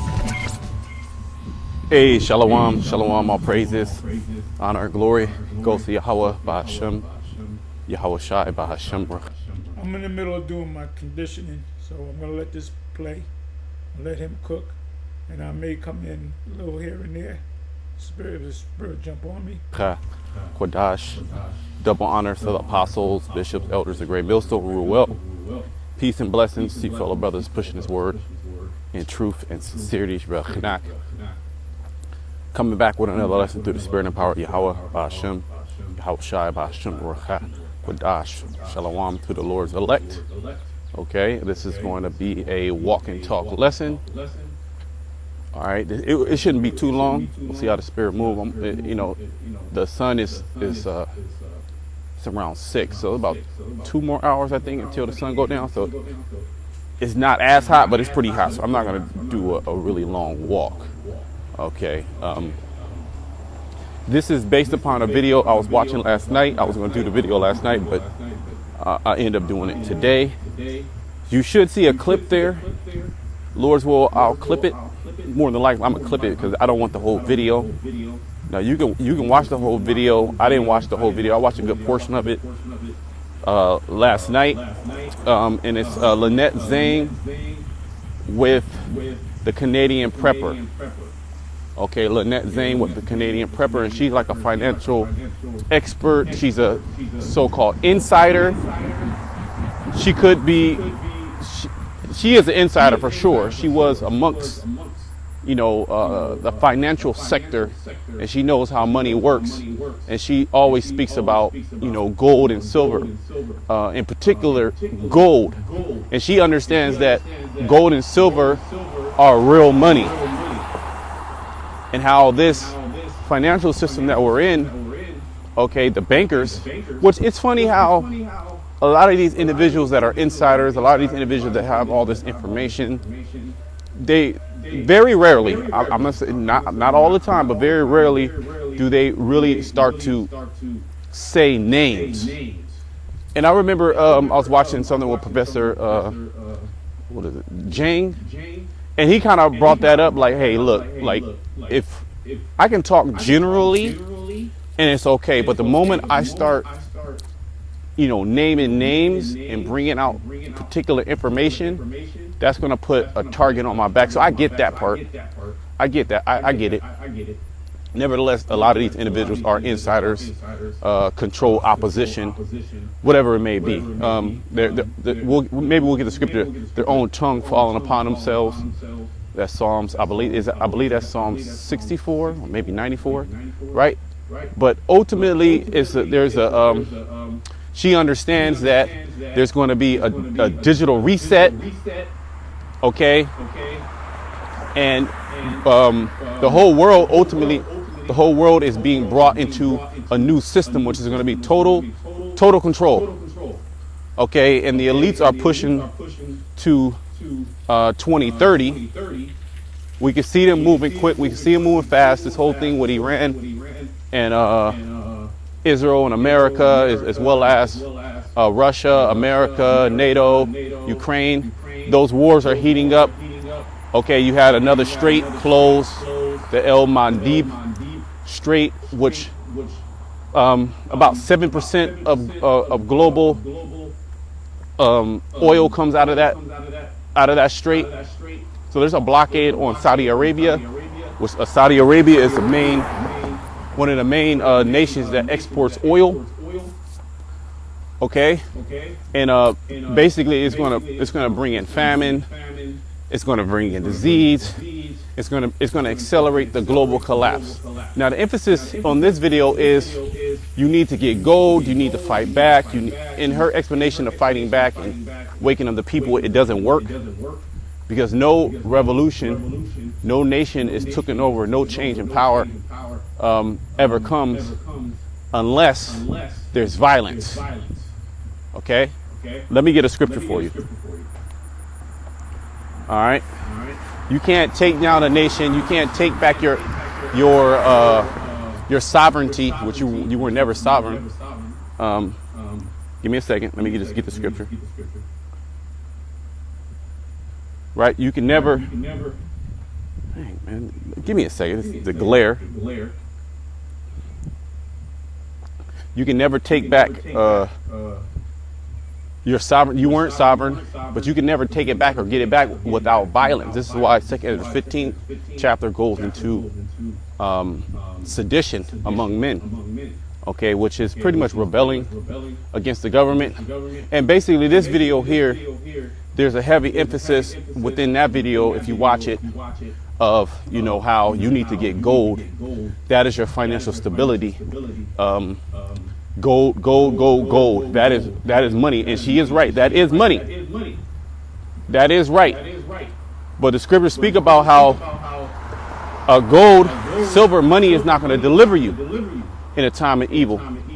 And also the scripture came to mind on how the elect men of Yahweh Shemashai, their true value of gold, finer than gold, meaning better than gold, more precious than gold, okay, is going to be revealed very soon in these times, okay?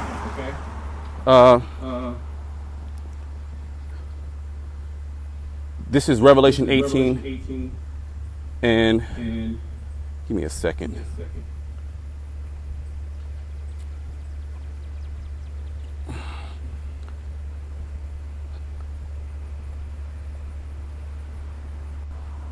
Okay, Revelation 18 and 21. And a mighty angel took up a stone like a great millstone and cast it into the sea, saying, "Thus with violence shall the great city Babylon be thrown down, and shall be found no more at all." The point is violence. Violence is coming. America was established, let's get that, America was established upon violence. So the only thing that can come to you is violence. This is why America is going to go out in such a violent way. Thermonuclear fire. Before that, okay, before that, your society is going to collapse. And you have the wicked elite bankers that are going to try to control that demolition. And while the old is crashing, they're bringing on system, the new system. Okay, I know back in the day when I did telecommunication, we would do what do they call it? It was like a power cut, a crossover, something like that. It's called power crossover. But essentially, you have like an old, say we were tearing down a 2G system, right? And the 2G system handles traffic. And we want to put up the new technology, the 3G system. But you have to do that at night when there's not a lot of traffic. But you have to basically have all your equipment ready, have everything ready to do the crossover. And you turn down the 2G system, and you got to get that 3G system online before the morning. So that's essentially what, you know, the elite are going to try to do, and they're doing it now. This is what all these data centers are for. This is the AI, getting people addicted to this. Okay. Turning everything digital. You got digital passports now. You got a lot of countries adopting digital measures, biometrics. Ultimately, we understand this is all leading to the mark of the beast, which is those chips. Okay, but and the fact that IUIC, ISUBK, and other camps, Wi-Fi, and so the like, that they can't see it. Either the Most High blinded them, where they can't see. Second Thessalonians 2, or they took the bag. No. Bow Wow, Believer the Way, they did a video on it, which I did a video covering what they did. The Spirit ain't dealing with those guys. No country or no nation, there's never a transfer of power unless there's violence. unless another nation takes over another nation. Now, in this case, it's going to be realm, the heavens. They're going to take over the earth. Okay, it's going to be under the management of Yahushua and the Israelites, who the world internet calls Christ, which they don't know him. Okay, we know him, and at his appearing, we're going to be elated, happy. Okay, we're going to glory with Yahushua in that time. But it's going to be a very violent takeover. And within that takeover, all right, people are going to realize that the man of the Lord, okay, is going to be more valuable, right? Gold and silver, they're going to cast their gold and silver off. But the Israelite man is going to be way more valuable than gold, because you got gold, you're set up. The elite, they don't deal with paper money. Okay, your oligarchs, they don't deal with paper money. They deal with gold and silver and resources, land. When it talks about how, let's go there before I go here. Okay, before I go here, let's go to Job. I mean, we can get Abraham too, you know, how rich he was, but let's go here. Job 1:1. There was a man in the land of Uz whose name was Job, and that man was perfect and upright, and one that feared the Most High and escheweth evil. And there was born unto him seven sons and 3 daughters. His substance also was 7,000 sheep, 3,000 camel, 500 yoke of oxen, 500 she asses, and a very great household, so that this man was the greatest of all the men of the east. Now let's look at this word greatest. This is actual true riches. Okay, substance. If you have land, okay, you have different minerals that can grow on that land that you can sell. You can make things. Oil is a resource. If you struck oil, you had land, you struck oil, you're literally an overnight success. Okay, and you are also a target on your back, because they're going to come and try to take over those resources. They're going to do something to try to take over that land, because what? That's real money. You can build homes, and you can rent them to people, or you can have people buy the estate, but you own the land, so you get land tax. There's a lot of different things that you can do with that land. You have animals that can be on that land. You have crops that can be on that land. That's actual real money. Paper money. I just wanted to go into this. Give me a second here. Because when you have riches, you got to have muscle. Give me a second.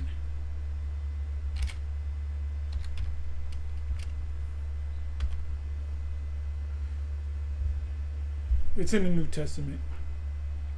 Okay, good. Not too many times.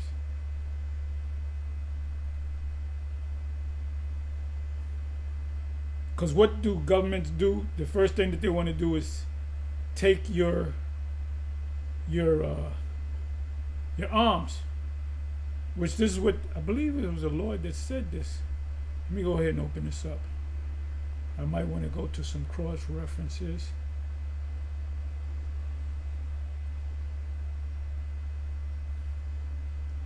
Okay, now this is the Messiah speaking. Luke 11:21. When a strong man arm keepeth his when a strong man arm keepeth his palace, his riches, his goods are in peace. So you have the word army come from the word arm, men that are armed. This is what I want to do. Go to the cross. Let's play with the cross reference. That's the 20.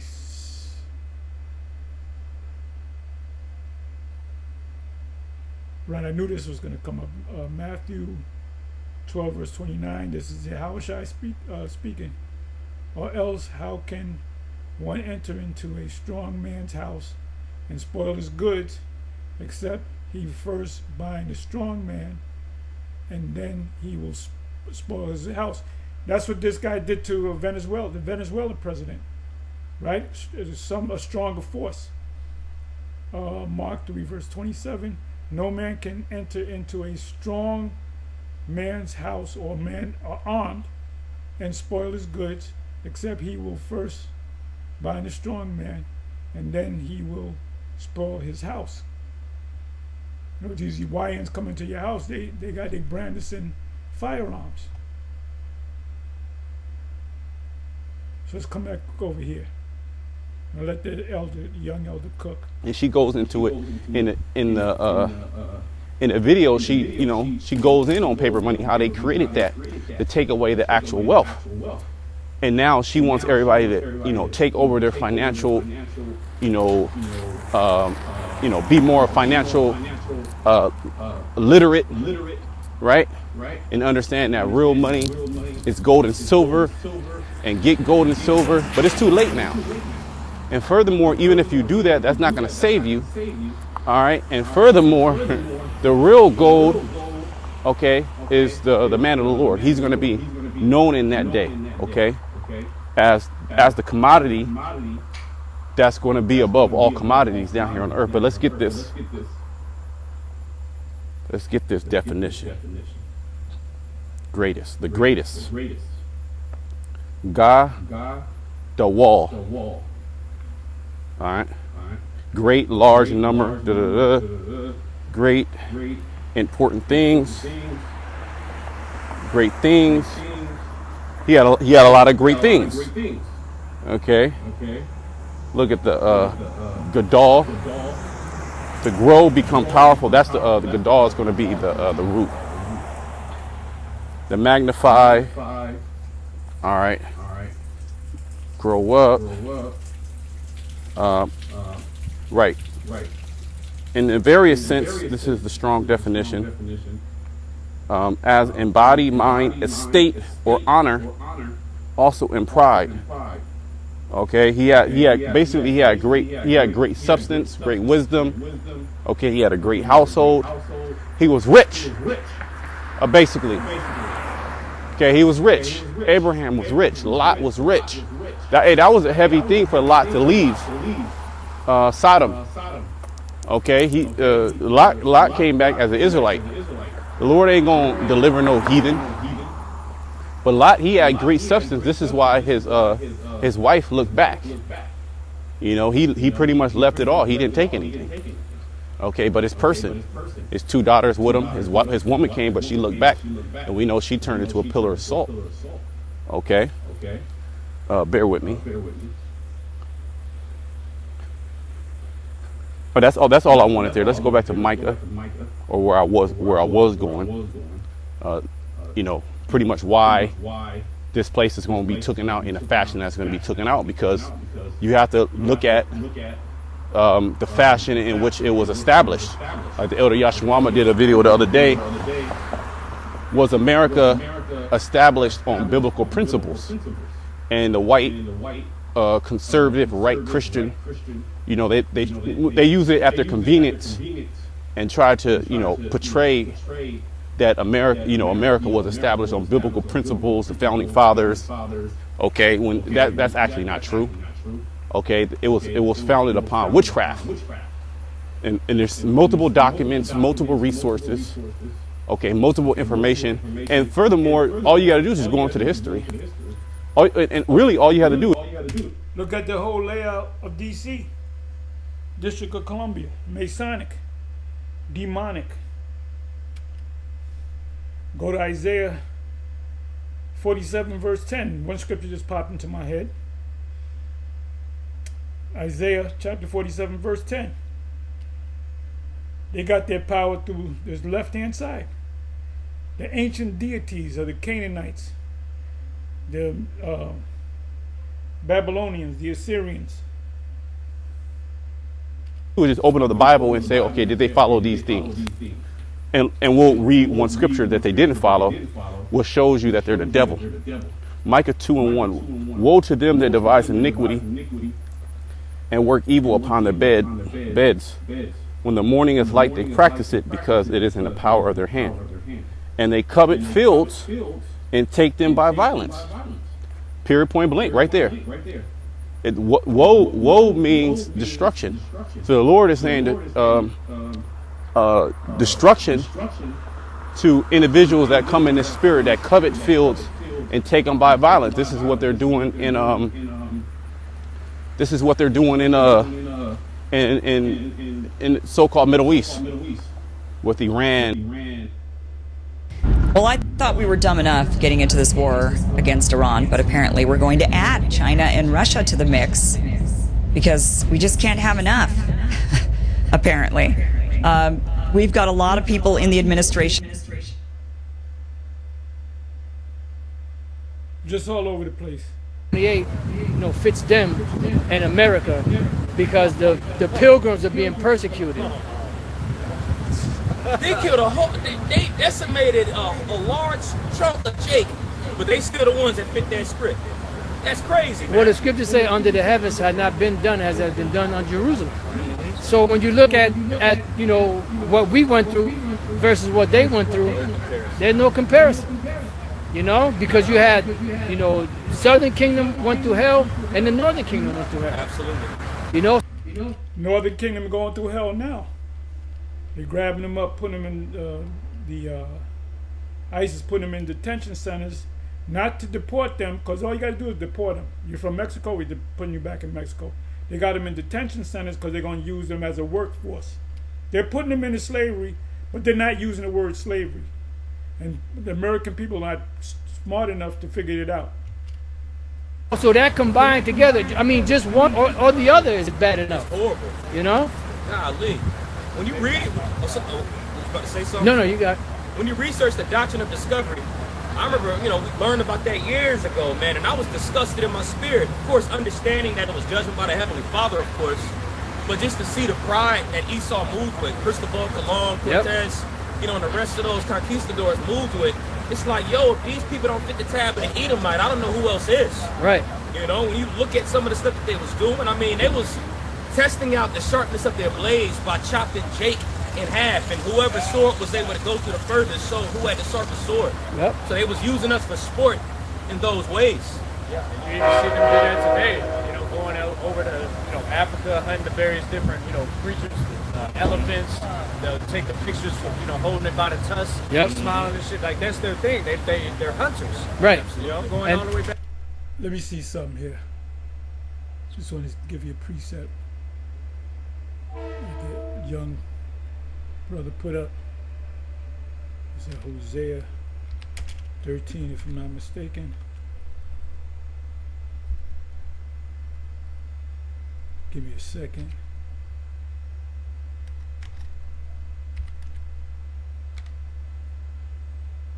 Here we go. Samaria. This is what the Spaniards did to the Northern Kingdom on this side of the world. Samaria shall be desolate, for she hath rebelled against her power. They shall fall by the sword. Their infants shall be dashed in pieces, and their women with child shall be ripped up. This is what the conquistadors did to test their blades. They looked at them with utter, despised the people, which they did it to the Israelites. So you got to pay. He that killeth with the sword must be killed with the sword. Yet babies' heads, Psalms 137, shall be dashed against the stones. So we're not going to be nice to you, and it's based upon the Most High's anger, Ezekiel 25 verse 12. So that just came to mind. Back to their progenitors. And they just kill for sport. And then they'll even in the movie Planet of the Apes, it said that they kill for sport. They'll take the tusk and kill. They'll kill the elephant just to take its tusk. They'll kill the shark or cut the fins off a shark. They'll cut certain shit off of animals, and kill the animal just for that part. That's right. They don't even put it to use. Nah. At least if you're gonna kill the animal, you're gonna use the meat for food. Right. If it's lawful. For clothing and and sheep, all these various different things. Like the things to be put to use. Yeah. You won't even do it for that. Well, like Esau, when Esau was here, they killed the majority of the buffaloes, down to almost nothing. And that's why there was a video lately where we saw Satan being cast out of heaven. When that bison was chasing that old motherfucker, and he gored that motherfucker flew up in the air, and they took a still of that shit, and I said Satan, I saw Satan as lightning fall from heaven. Oh, I didn't see that. No, I said that. Okay. Because the bishop sent that to me, and I put it, like, you know how you swipe and then you put a comment underneath the WhatsApp. Absolutely. I said I seen Satan as lightning fall from heaven. That's funny. And you know what I thought about? I said that motherfucker was probably one of them devils back then that was killing all the bison. Yeah. You know? Did you see the screenshot? I thought you was alluded to the screenshot where I think it was a brother that did it, but he put a bunch of Northern Gadites in the background, it was a still shot of him upside down. But the Gadite was holding his leg like this. You know what I'm saying? There was a bunch of silhouettes of like spirits of Gad. That's what I thought you was That's good. That's good because a truth shall overcome him, but he shall overcome him at the last. God, that's right. Beautifully put, man. So again, these are all clear signs, and like you may mention the buffalo, because Esau will look at Gad like, well, they were killing buffalo too, but the difference is they were using the buffalo and eating the buffalo. Right. All right. Using the. He's gonna say it. The leather and stuff for clothing, for the teepees, they were using it. They were making they made jewelry from the bones. Killed an animal. They used everything on the animal. They didn't kill an animal for sport. Absolutely, they utilized. Right, because they were connected to the creation. Mm-hmm. They looked at animals, as a creation of the Most High, the Great Spirit. So if they had to kill, they only killed because they had to eat, or because of necessity, not because okay, I see buffalo, I'm gonna shoot and see how good my aim is. Like these devils. Yeah, they did that purposely to starve. Destroyed their crops. Right. And something that always stuck with me when I was small. Funny thing, I thought about this the other day was that second harvest, man. In other words, picking out food from their fecal matter. That's how bad Gad was out here. That's how Esau had did it. Starved them, destroyed their crops, quinoa, killed all the buffaloes. Yeah, absolutely. And like you said, starved the harvest, and that's heavy when you look at it because it's happening all over again. And the scriptures tells you, and I quoted it earlier, the thing that has been is that which shall be. Y'all looking at that picture? Yeah. The water. You need another phone, my brother. That picture, you need another phone. That's like you got hit in the air with that buffalo. Made a picture and put a bunch of spirits of Gadites there. And the Gadite, the chief, is holding that Edomite right there in the air. But you was going into the crops and how you stole crops back then. Well, he's just taking a page out of his old book, being same old E. Just as he did it back then, he's doing it now. But the only difference is these data centers are the excuse of how they're doing it this time. But they already did it back then. So, as I was quoted earlier, the thing that's been is that which shall be. So they're doing it all over again. The only difference is it's on a massive scale. It's not just Gad no more. All right, now they're doing it to get to the tribes, but they're even willing to take down their own people and starve out their own people just to get to us. And then to fulfill that birthright that they think they're going to fulfill. And the Lord is not going to allow it to happen. He's going to allow it to get so far to the point where he's going to take it away from their hands swiftly. That's why the scriptures are quoted, all right, in the fullness of his sufficiency, then shall he be in straits. Okay, that's Job 5 and 10. All right? God, that's cool. Yeah, that's a bet. You got that revelation. That's Job 20. The what? Job 20. Oh, I'm sorry. I was thinking about Salakia. He was disappointed. Yeah, the water apostle, Job 20. Which one? Yeah, I actually want that Job 20 and 20, I believe. 20 and 20? Okay. Mm-hmm. Yeah. This is Job chapter 20, verse 20. There you go.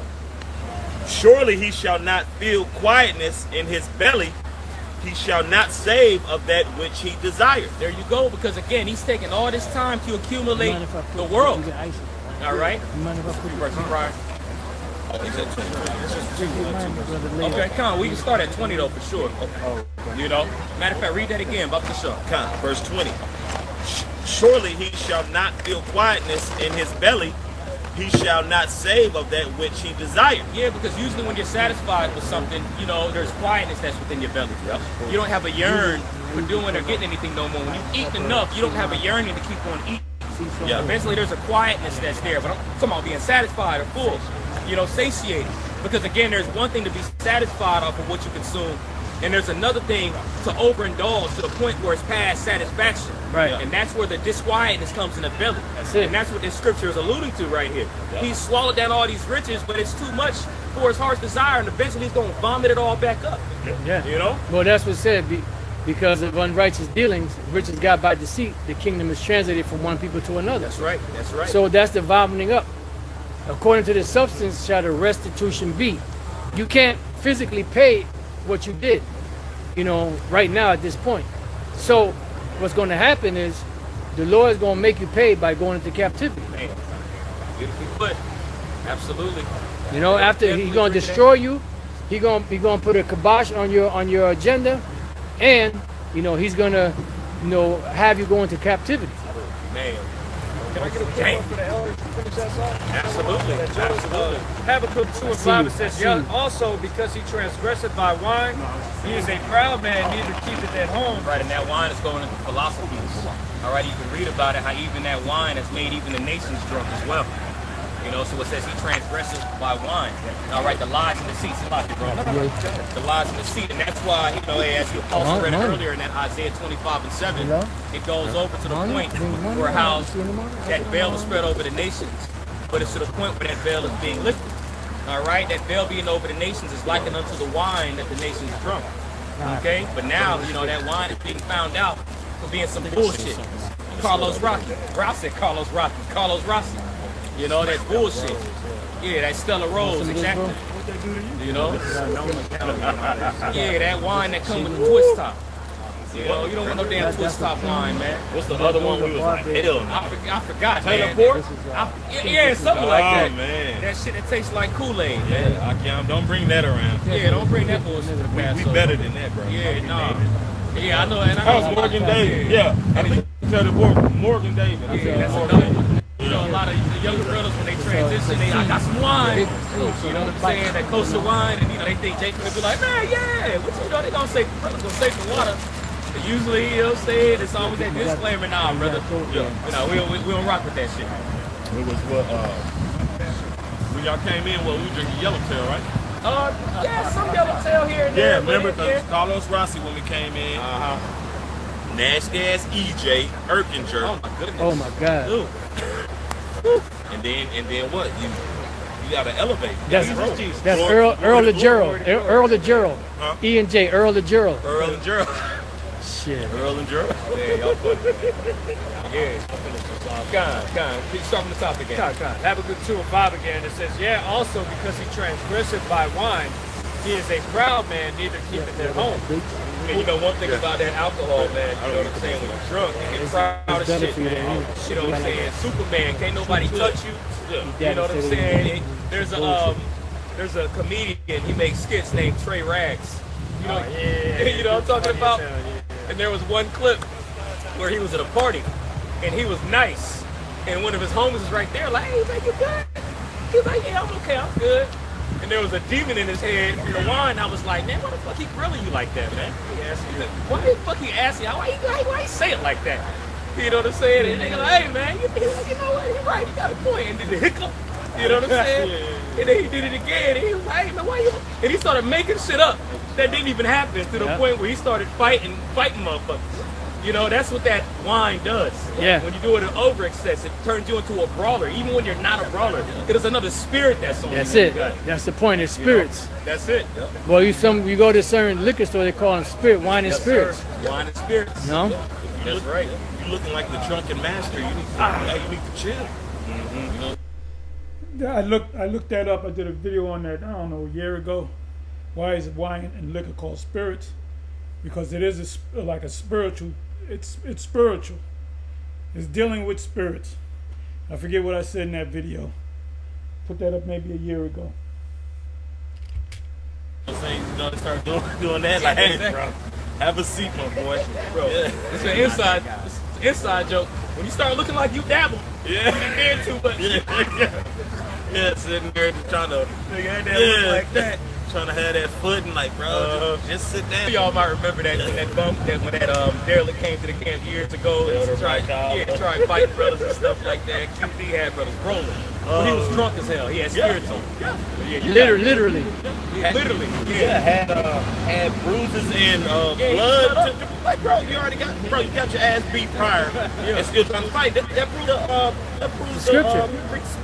Yeah. Well, he was the one that got socked up right before you came to the camp. Some years back. The one that hit my phone and shit like that. Oh, that was the same. That was him. Well, the scriptures say that. Who has woes, who has wounds, you know? But they that tarry long at the wine. Oh, man. You know? That's in Proverbs. You get tightened up, man. Then you come around for more. Bugged out. Jake, man. Rocky 17 and shit. Not 17. Golly. But you can't make this up. Because everything we're saying, we're tying scriptures behind it. Of course, bros will put comedy up in there and such like that, but this is called bringing reality to the scriptures. That's right. Bringing life to it. That's right. Okay? You got it. God, back in Habakkuk 2:5 again, it's sitting by wine. He is a proud man, neither keep at home. Right, and he ain't kept that home. He's went all over the damn world taking lands, setting up different rulers and shit like that to really report back. Look at this, man. This guy, I'm talking about Nero. Gas price is going to go even higher. The tanker war has begun. 2 checkpoints shut down. Europe warned. Infrastructure in danger.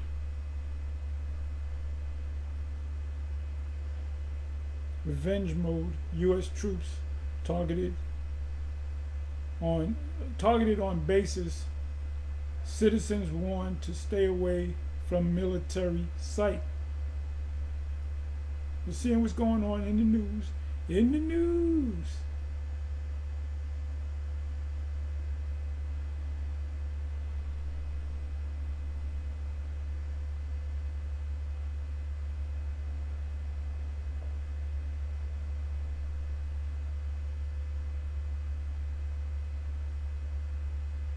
Anyway, I'm gonna let some more. To them, and you're seeing that taking place, and we've been trying to see them do it with Iran right now, but it ain't working. But then they try to justify it, like in the book of Micah 2.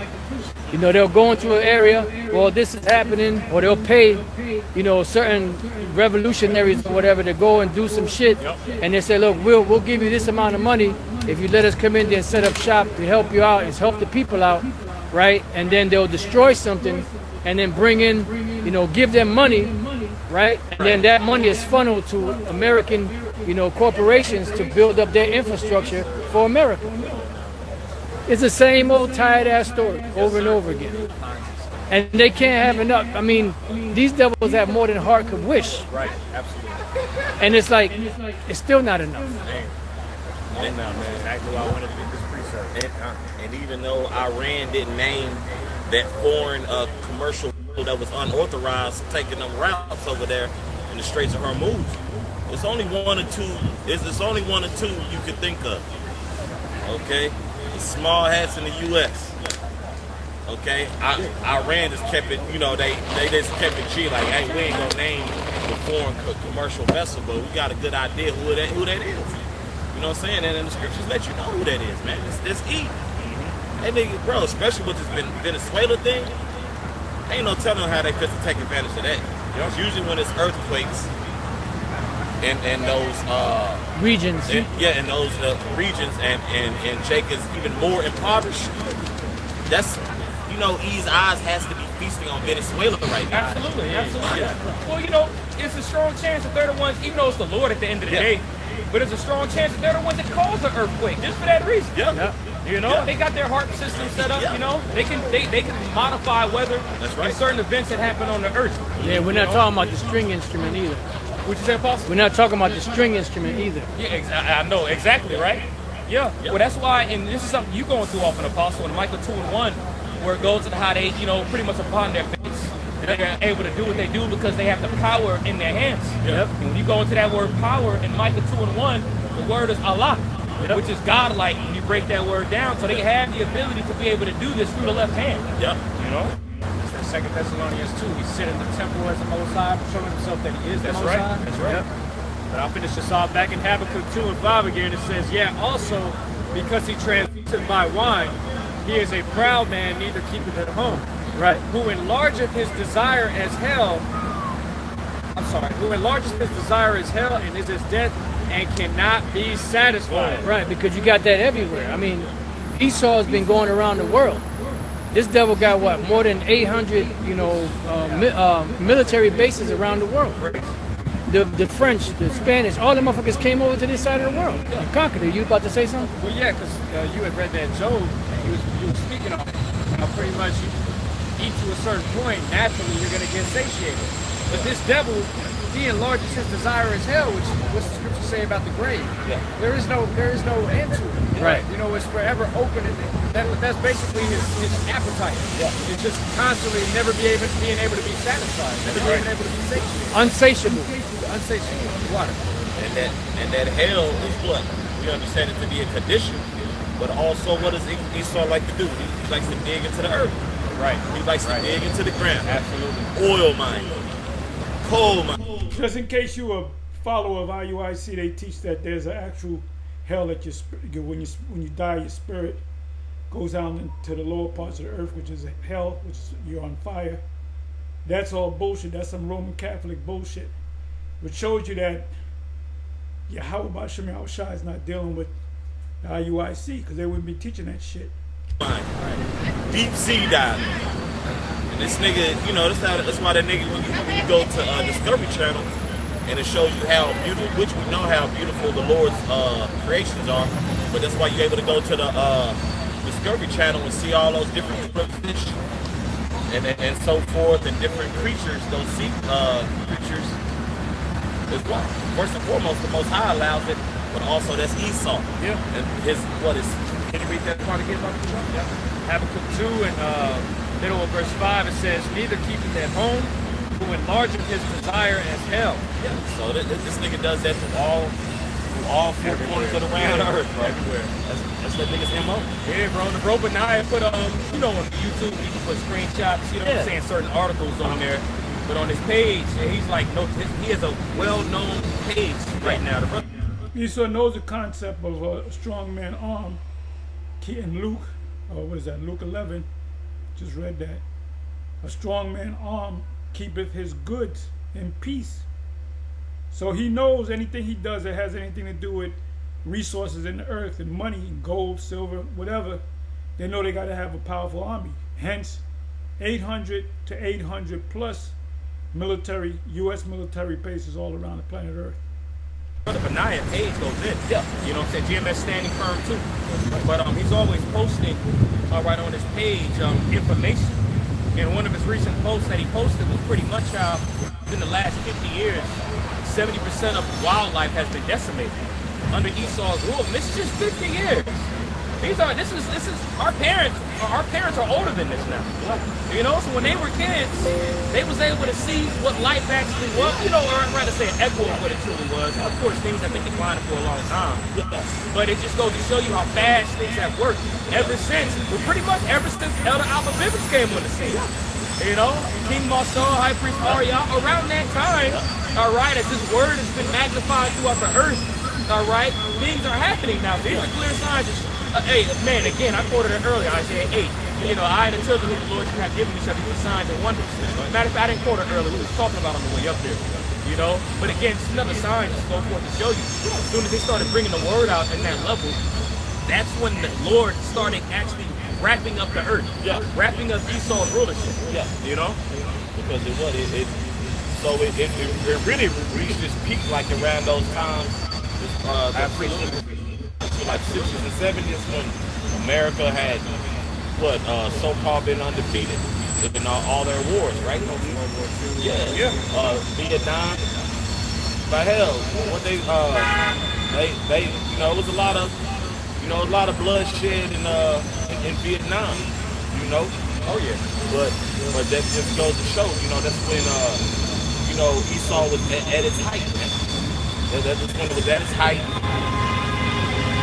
And even at that height, that's when Jake, because each time Jake gets this high, the Lord puts His Spirit on Eve to always bring him down as well. Absolutely. Yeah, like you made mention of that height. That was around the time where, you know, the American dollar was back and strong, backed by gold and silver. Yeah. You know, they were coming in with technology like the refrigerator. Yeah. That was being sold on a mass scale, the microwave. But, you know, that shit's wicked and it's fucked up. Well, you know, it's fucked up. Yeah. You know what I'm saying? But how they came up with it, and it's wicked at the end of the day. The science behind it, they had to tap into the left hand. But they started using shit like that and actually selling it, you know, in a massive way to the consumers. Yeah, you know, so visually, America was, like you said, it was at its height around that time. You know, but the beautiful thing about it is it reached that height for a quick second, and then it immediately started to fall. You know, but they disguised the fall to make it look like it was evolution or evolving in a higher state. All right, but as they got more of their technology, as they've been able to broadcast it and push it throughout the world, all right, it's affected the world as well. All right, because with this technology that they've created, it's sucking the earth dry of certain resources. You know, so lo and behold, in the flesh, it looks like glitz and glamour and everything. AI, ooh, AI. You know, but this is destroying the earth. And that's why, and the brother has it held as well, it goes into how the Lord is going to destroy them which destroy the earth. Because this is what they've done. This is their MO, and this is why we call you. No, this is why the Bible calls you the devil. We're just reciting what's written within the scriptures. Okay? You got it. Kind of finishing off Habakkuk 2 and verse 5. Did you hold something to up? I was just going to bring up the point about the refrigerator, microwaves came out. Because they originally created the microwave for military purposes. So it was an accident that they made it to what it is to heat up food. Because when they were testing the radiation, it melted a candy bar in one of the scientists' pocket, and then he started testing on eggs, popcorn, and then they commercialized it into microwaves that heat up food. Oh wow! But it was like originally for military radars to detect ships and stuff like that. Water. And we all know that too well, right? Parents a little busy. They know when they went grocery shopping, they had what? Those Tostino's pizzas, or those Tostino pizza rolls, or those little breakfast sandwiches, the little hot pockets. You know what I'm saying? Yeah, bro. You know we was living life, bro. Only come to find out we're really living a low quality life here. Absolutely, very low quality. It's very destructive. Yeah. You know, because what they put is convenient. You know, there's ulterior motives behind it. And the scriptures tells you that. Yeah. You know, it tells you to take good heed of it. You know, that's the Sirach, the 12th chapter. All right, so they created all this stuff for convenience and benefit, but lo and behold, it's really sucking the earth dry with its resources, destroying the earth, destroying the inhabitants of the earth. You know, and this is why this man has to be destroyed. You know, this is why he has to go into captivity, and then after captivity, be wiped off the face of the earth. Because if he's not wiped off the face of the earth, this nigga's not going to stop. He's going to try to find a way to overthrow us in our policy. Even he ain't going to do it, but he's got to be wiped out because he's going to try to formulate an idea as he's hitting them damn rocks and the hammer in the kingdom, just sweating in 150-degree heat, trying to plot still. You know? And that's what he does. He's a natural plotter. You know? Well, look at everything they just passed what the NDAA, the National Defense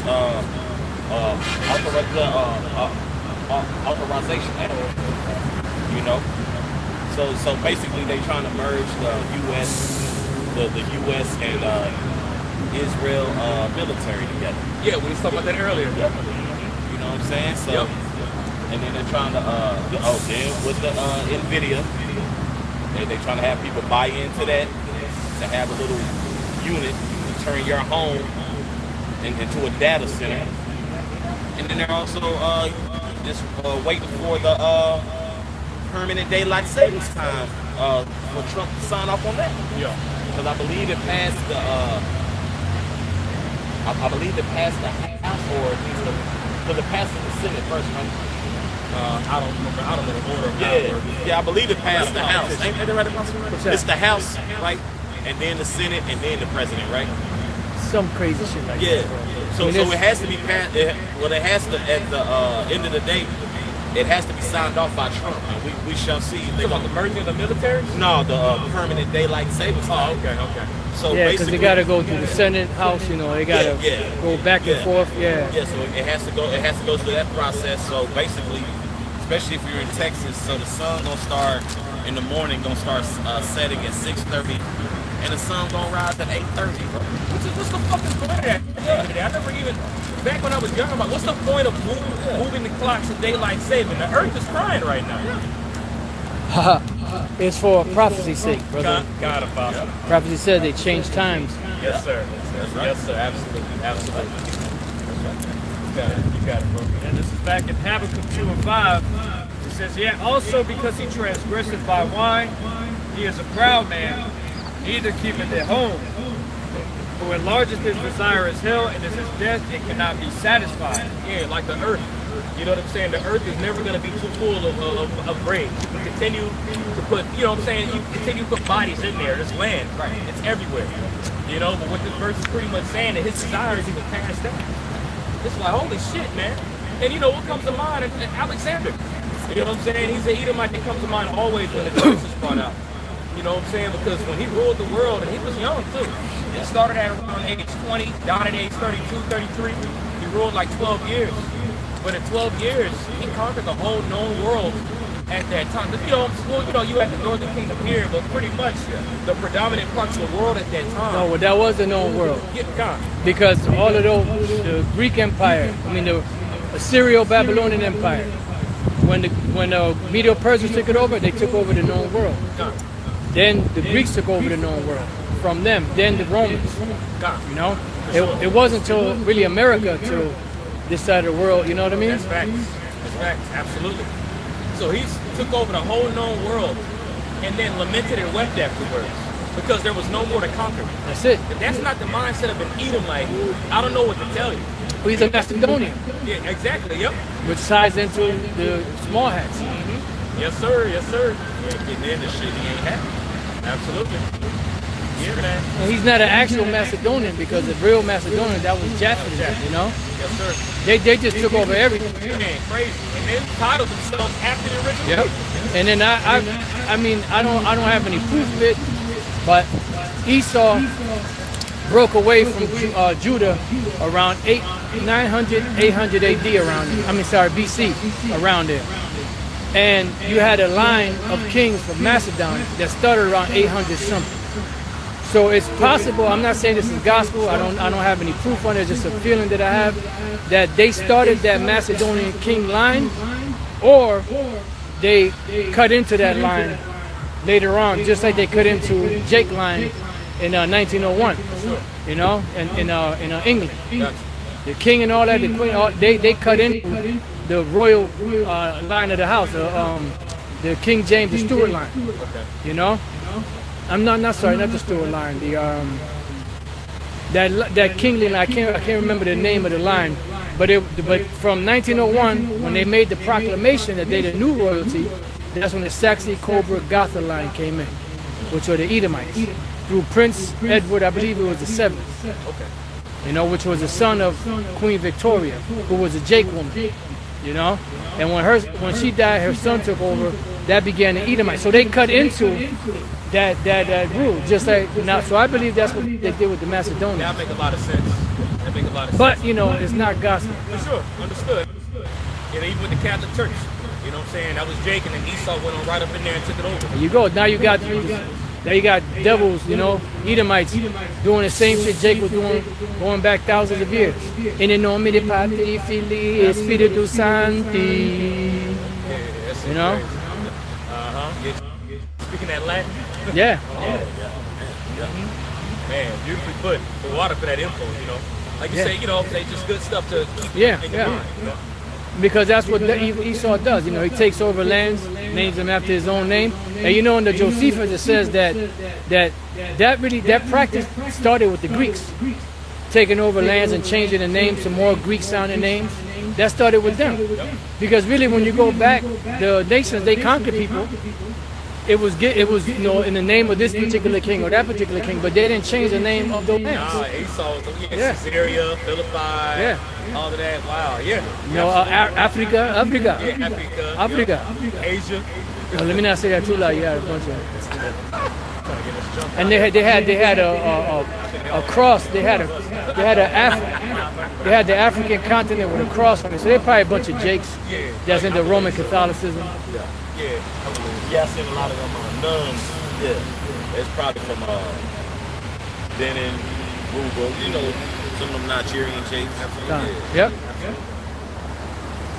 Because Ham is mostly into worshiping, you know, doodoo gods and all that shit. Absolutely. Doodoo Brown. PCD. Oh man. You said the poo. Back at Habakkuk 2, end of verse 5, it says, who enlargeth his desire is hell, and it says death, and cannot be satisfied, but gathereth unto him all nations, and heapeth unto him all people. Who's that? You got it. Yeah, well, I was going to say that ties directly to that Revelation 11 if you wanted it. Yeah, Who's that? Who does that fit? Exactly. You know, that ain't fitting anybody else. Ain't no other nation going around doing that. The British, when they conquered, you know, went down into Africa. They went to China. They did all, you know. Right. You know, then you had Esau from Spain, from France, all, you know, in the different lands. Who else is doing that? Right. You know. So who's done it before and who is still doing it today? There you go. These niggas are still doing this shit. They ain't stopping. Well, it's pretty much like what you mentioned earlier, that now that the word of the Lord is having free course, that veils being pulled back on the nations. So him heaping it unto them all people, like the nations were, I mean, and even still, some of these nations, they're still kind of dumbfounded and like just like following after the beast and the whore, I'd rather say. But it's getting to the point to where what we're about to read is being made manifest, because now there's separation taking place between these various different nations. Now nations are like waking up and smelling the coffee there, because again that veil is being pulled back. Absolutely. And it's a spirit that the Lord has on these nations to actually smell the coffee. As soon as Babylon's destroyed, they're gonna weep afterward. They're gonna be like, oh shit. You know what I'm saying? So that's just gonna show you the spirit the Lord has on them right now to separate. And Yahweh Shai even said it in Matthew the 24th chapter. When a nation or a kingdom is divided against itself, that nation, the Lord said, kingdom cannot stand. You know, so the Lord is separating the beast system right now. You know, they accumulated themselves, you know what I'm saying, decades ago, and now the Lord is severing them. There's even talks of it right now, like as of right now, all right, where you got nations like Denmark and other ones that are pissed off at Babylon right now. You know, and Babylon is also pissed off at Trump. Is also pissed. Shalom.